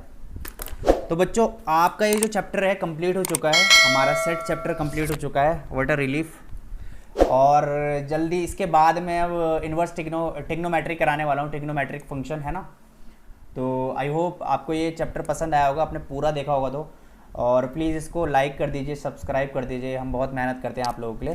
थैंक यू सो मच बच्चों।